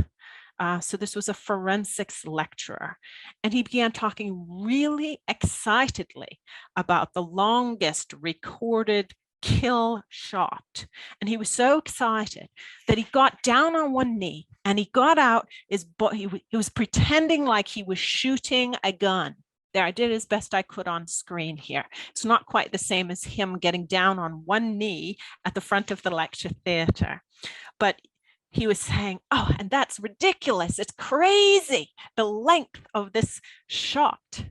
So what we see here, and this was the moment that really got students' attention. He was putting his whole body into the enthusiasm of the subject. Another one was a psychology lecturer, and she was also demonstrating something physically with her body. The behavior, she was using the behavior of her pet mouse to demonstrate issues with attachment, insecure attachment.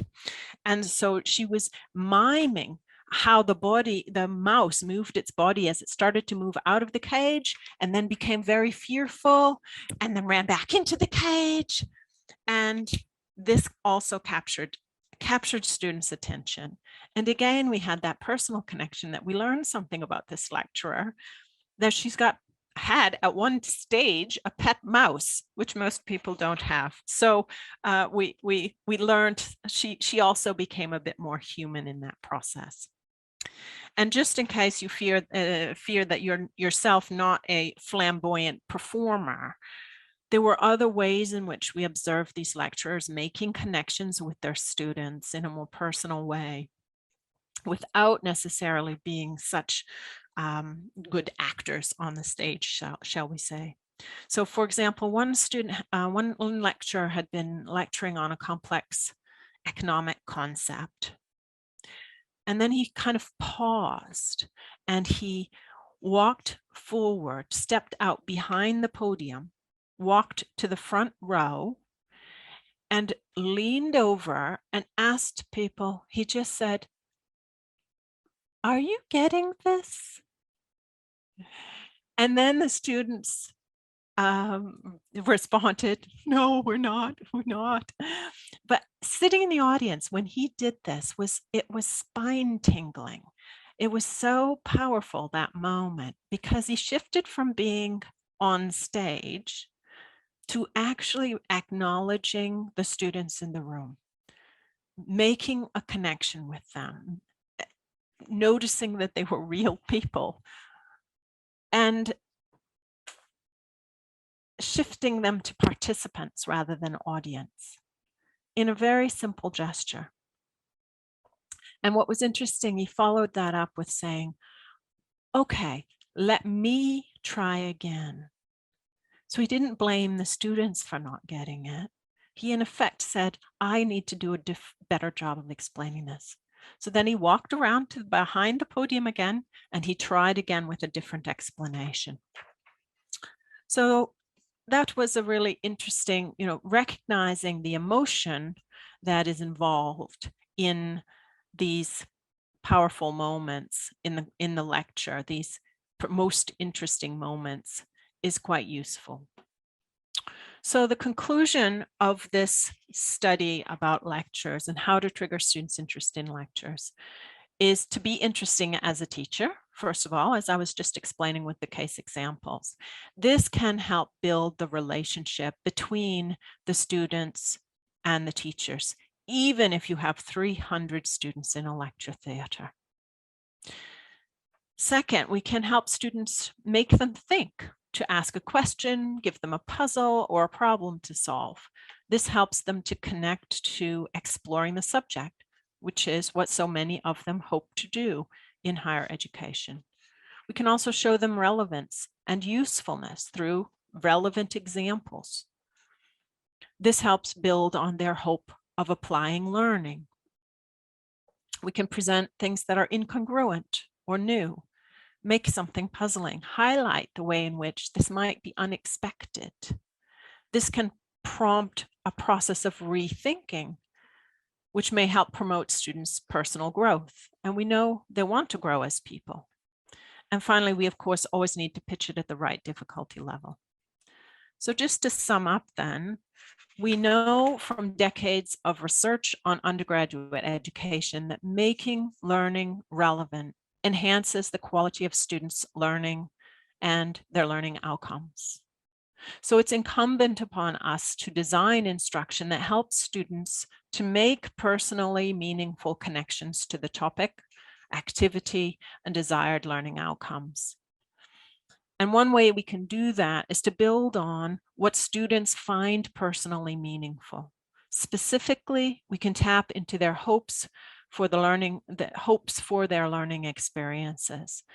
We see that students want to explore their subject, they want to apply learning, they want to grow as people, they want to interact with staff, and they want to interact with peers. And so we can build those opportunities for them to realize those hopes into instruction at all different levels, from the macro level right down to micro level, moment by moment interactions with students in classrooms. And if you want to learn more about any of these studies, I invite you to look at these papers that have been referenced during the talk. And with that, I'd like to thank you all for your attention, gracias, and for the invitation.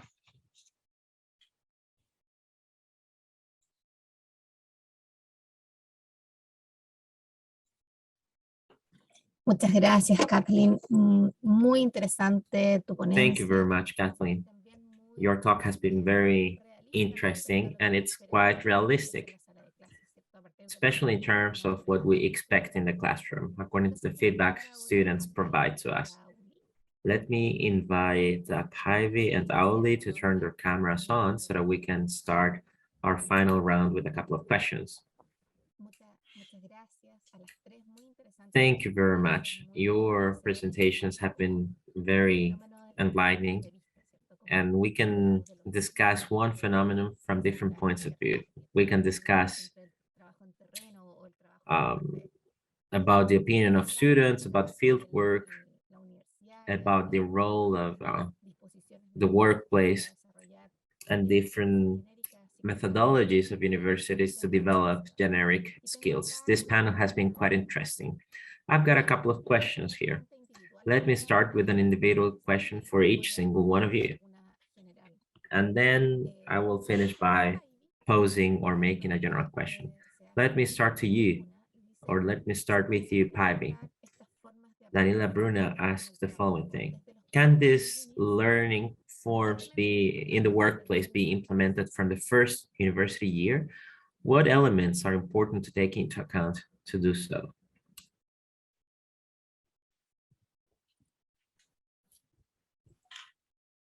Thank you very much. This was a very important question.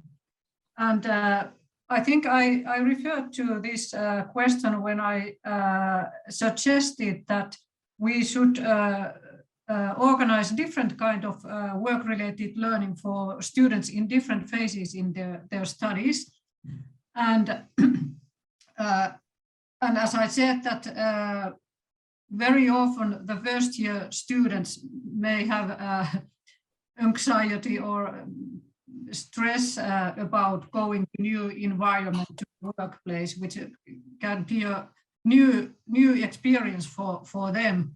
And therefore, I think that for the first year students, some kind of, the first time when they go to the workplace, some kind of observation tasks would be enough for them, not working, but some observations. And I think that when they are observing the work in the future professional field, the teachers should give them some tasks, what to observe and what how to observe. For example, think about some theories they have been studying and pick up some points from the theories, and that would be interesting to observe in the workplace. And then after this observing period, which could be quite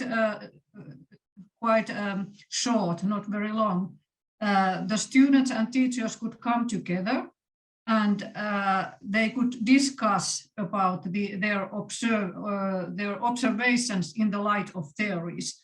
So I think it is important to make connections between what has been studied at the university and what they have seen at the workplace.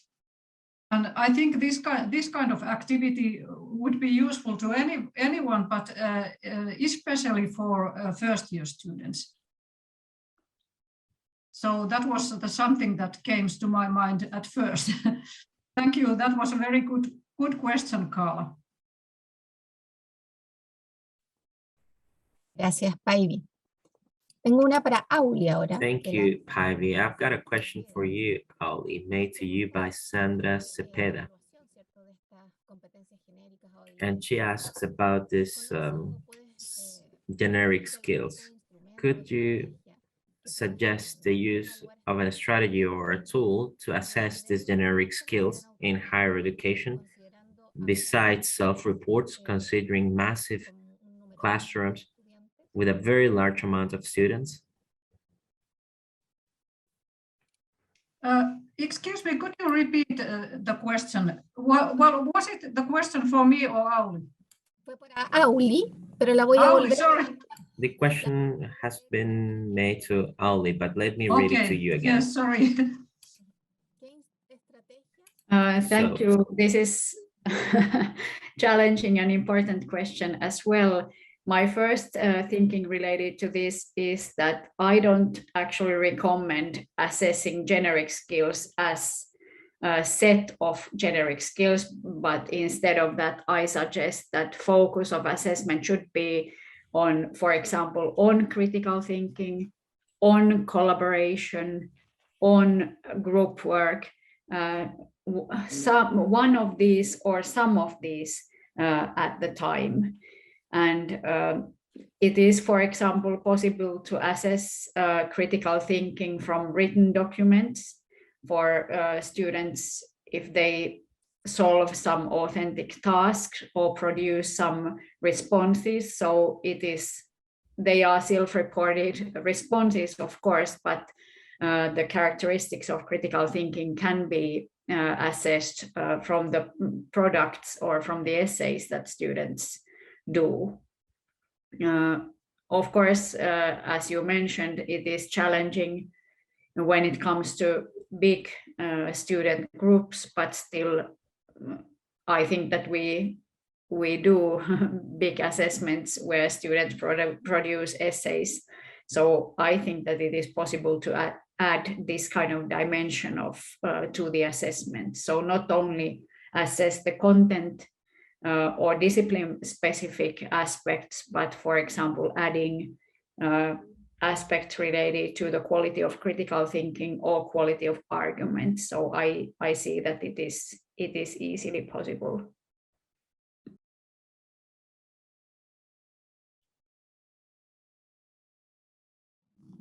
Muchas gracias.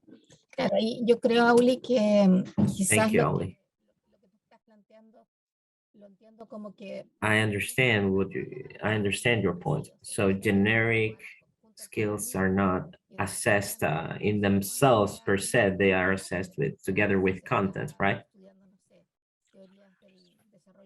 So if you study human development theories, you can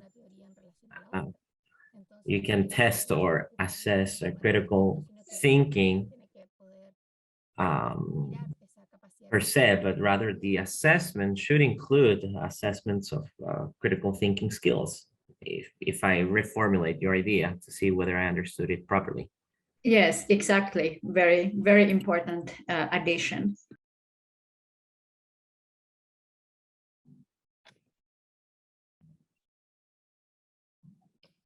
Bien, y ahora tengo una para Kathleen y después les voy a hacer una grupal. And I've got a question for you, Kathleen, now. Thinking about the context of online classes, which have had to take place due to this pandemic. Countries like ours had no experience in massive online education. Do you believe that the discoveries you presented about interest presented by students, do you think this interest can lead to the generalization of online classes, or do you believe online classes need to be designed differently so that students can really feel motivated and committed to participating? Yeah, that's a great question. I've had to, it's interesting because I did this lecture study just before the pandemic. People were very interested in it because lots of people were lecturing. Then we went into the pandemic and all of a sudden the rules changed with people being online. And we thought that the lecture would go away. And so it is strange that it's often replicated, and it doesn't replicate very well.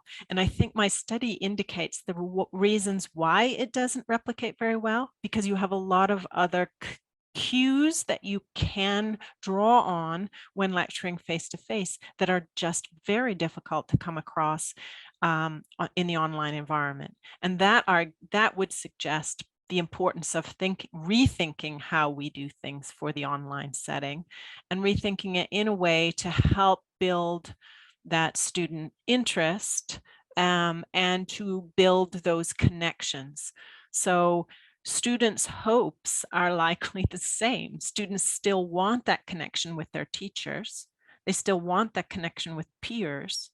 They still want the connection to real life and to their subject. And so how do we do need to think about how we rethink what happens online so that those connections, those hopes can still be fulfilled.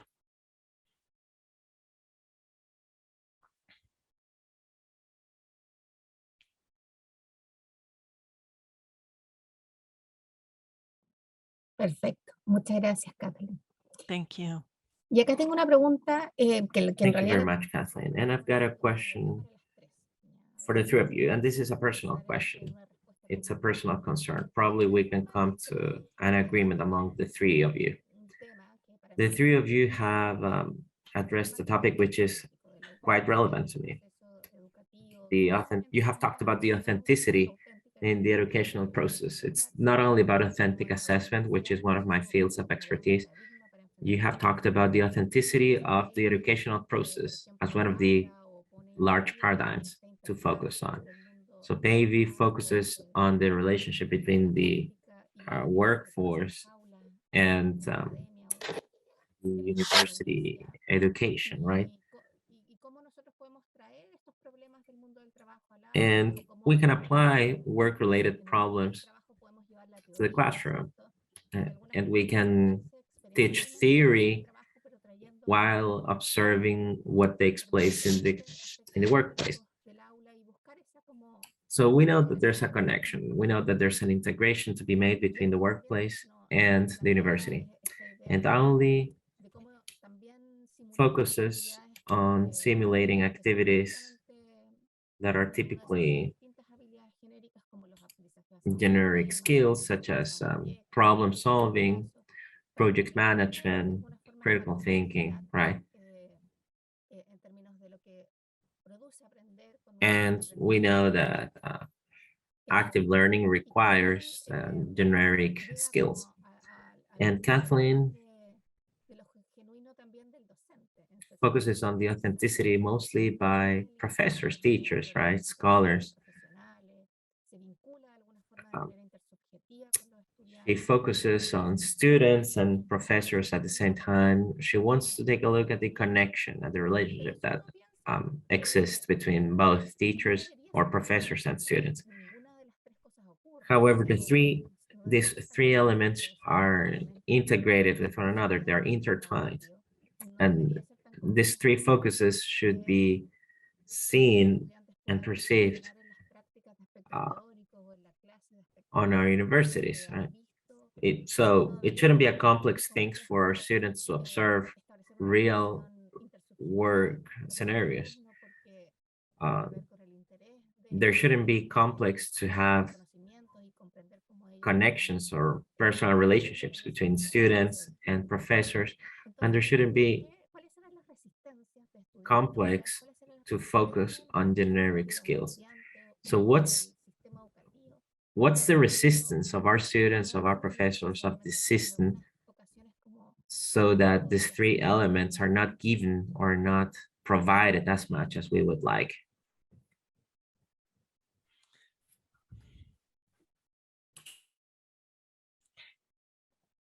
Kathleen? Yeah, thanks for that. I think what you're getting at is, how do we do this? Why are people not doing it? And I think at some level, it's actually quite challenging to do all of these things. And when I think about my own teaching, I often start with the content, and I think a lot of teachers do.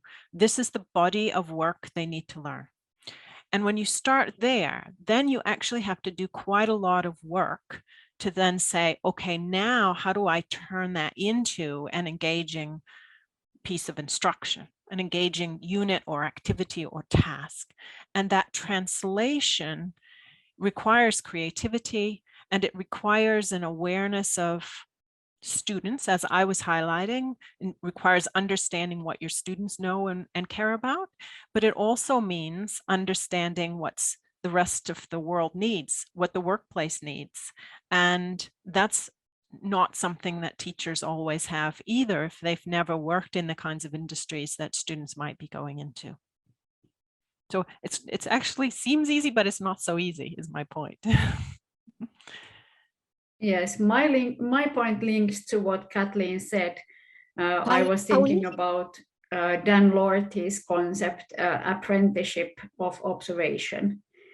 So you are maybe familiar with it. It means that we tend to apply such practices and pedagogies in our own teaching that we ourselves have experienced. And although we know based on research that what we should do and what we, in order to promote student learning of generic skills. And if we think about the age of the staff members and when they have been educated, so they have experienced a very different university education or higher education compared to current times. And it is not, as Kathleen said, it is not very easy to change and learn to teach and utilize new practices. It really takes time for teachers and staff members to learn to teach in a new way and adopt new approach in teaching. And what we have also been thinking about, the other thing is that we tend to collaborate and like modify our practices and ways of working when it comes to research. But there we are quite flexible and quite innovative and collaborative, and yeah, try and experiment new things. But when it comes to teaching, it is not that flexible or not that experimenting field. And I think that we have more tendency to control and plan and make sure that everything goes on according to a previously designed plan. These are the thoughts that they came to my mind related to this. And I can Gracias, Auli. Päivi. no, sorry. I can only agree with Kathleen and what Kathleen and Auli just said. And I remember when we first, many years ago, started to research work integrated or work-based learning at the universities. Some of the teachers, they had quite hard resistance against that, because they said that universities are for creation of new knowledge and they should pass new knowledge to workplaces, and they are not in a position to serve workplaces. They saw it in that way, that it somehow would be a danger for a traditional mission of universities. But nowadays, as our data from our newer studies show that nowadays teachers' attitudes have changed, and they have at least some teachers, and they see it important that we have collaboration with workplaces. But as Auli said, it is a big challenge for teachers because they need to learn new ways of working and new skills and make new networks, and it is hard work for teachers. So I think kind of professional development programs in this field would be very important for teachers who are interested in the collaboration with workplaces and want to utilize work-related learning in their courses.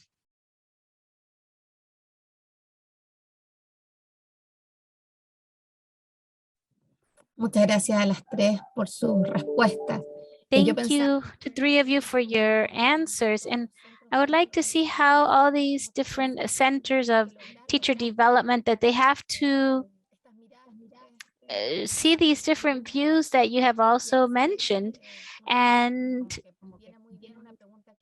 there's a question that Sandra Cepeda asks that has to do, that was oriented initially to Päivi, but I think all three of you can answer, and I think it'll give a lot more light into this than one.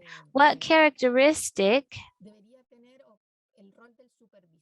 should the role of the supervisor have? What conditions, what competencies, what characteristics should the supervisor role have in these places of practice regarding the assessment and formation of the students? What elements or standards could you give regarding this formation that is given in this interface?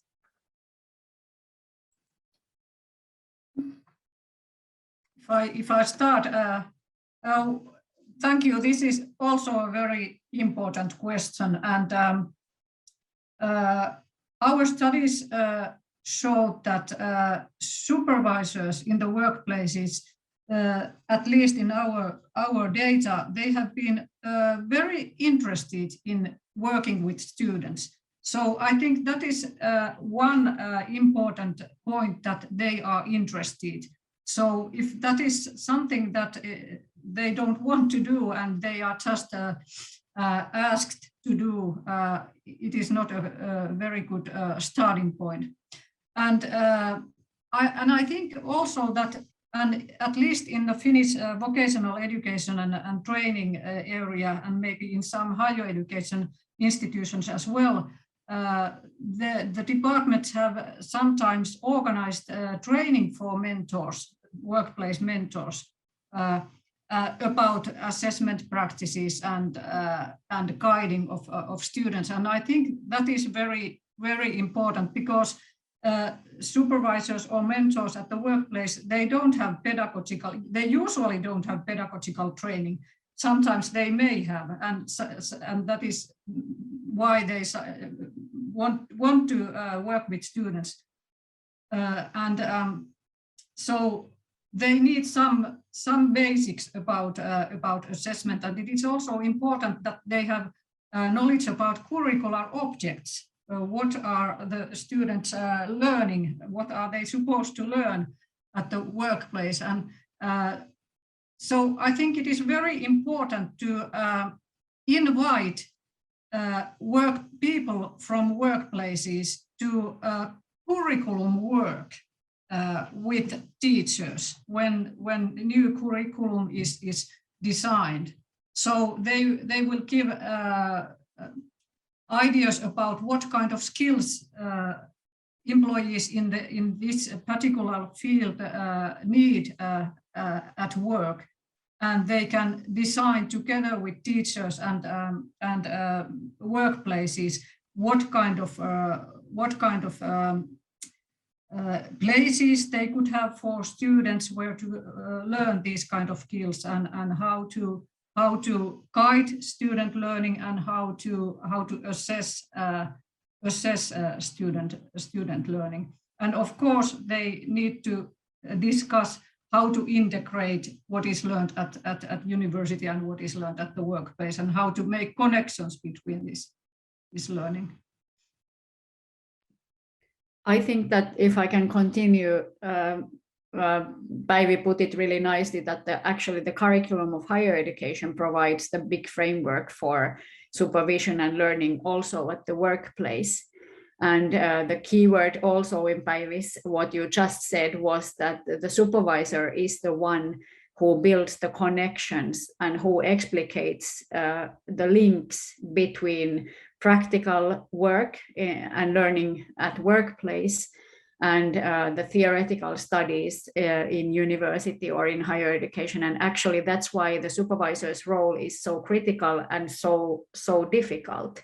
And at the same time, I would like to add that it's very important that supervisor takes into account the students' own learning goals that they have set for the workplace learning periods, what they think that they are willing to learn, that they need to learn, of course, in curricular framework, because we have found in our studies that actually the workplace periods are the most important ones, in addition to theoretical, especially the master thesis work, but they are really important periods for students, because they feel that they are like tests of reality tests and reality checks, that can I survive? Am I capable?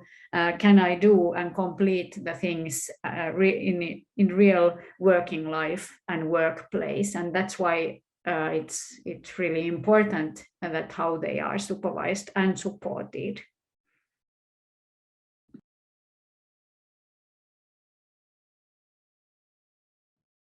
Muchas gracias, Aili. Päivi, no sé si Kathleen quiere agregar algo. Thank you, Aili. Thank you, Päivi. I don't know if Kathleen would like to add something as well. No, I mean, obviously, both of the other speakers, Päivi and Aili, have highlighted the importance of supervisors in the workplace and their role and supporting students, and they have much more expertise on that than I do. So great, thank you. Gracias. Y aquí aparece una última pregunta. Vean ustedes quién. Thank you. And now we have a last question. You can see who would like to respond. This is from Tina Hobbins, and she says, do you have any suggestions for developing surveys or otherwise of student perceptions using the language that would make most sense to the students rather than the words that we use as instructors or researchers?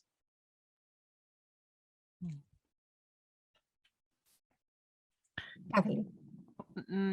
The study that I was presenting took a two-stage process. So we asked students open-ended questions, and then we were able to draw from their own language when we constructed a survey. And I recommend that kind of mixed methods approach. Päivi or Aili, how have you done that? Well, I think this is always a challenge to designing surveys for students. We need to operationalize the concepts we used in a way that they are.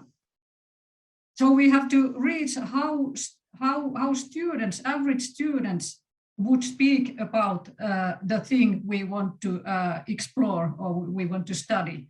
So and what we have been doing is that we pilot our questions to a smaller group of students and ask them feedback about what works and what does not work, what they don't understand and what they understand. I think that is very important phase in survey design.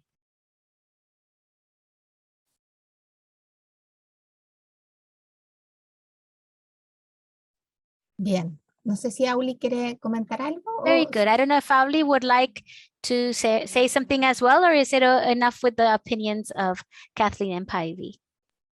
Yes, I would only like to add that I think that it's very important to utilize both self-report measures and those that are not self-report ones, for example, performance-based assessments, because it is, as you probably know, it is a little bit different thing that how students perceive that they manage or, for example, group work skills or self-regulation skills or critical thinking, and how they actually perform in real situations. So it's really important to collect information in a variety of ways.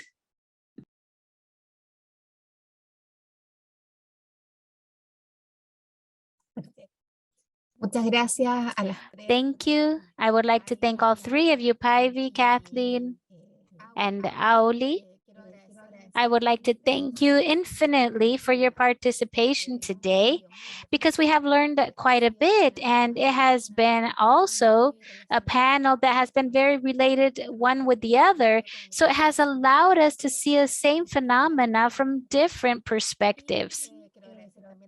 And I would also like to thank the audience who has been with us till the end of this activity. I would like to leave you invited to tomorrow's panel, panel number 7, which is called Improving Teaching, Learning, and Assessment in the Higher Education, which will be carried out at 9 a.m. Chile time, and where we will have panelists like Manuel Price, Vivi Bertaner, Ted Hailey.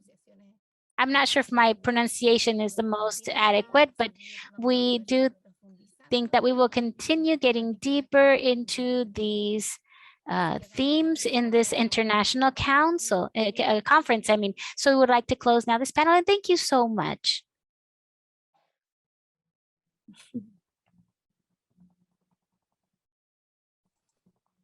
Thank you very much. This was a very nice combination of lectures and questions and answers. Thank you so much for organizing this. Bye-bye. Gracias. Thank you. Bye.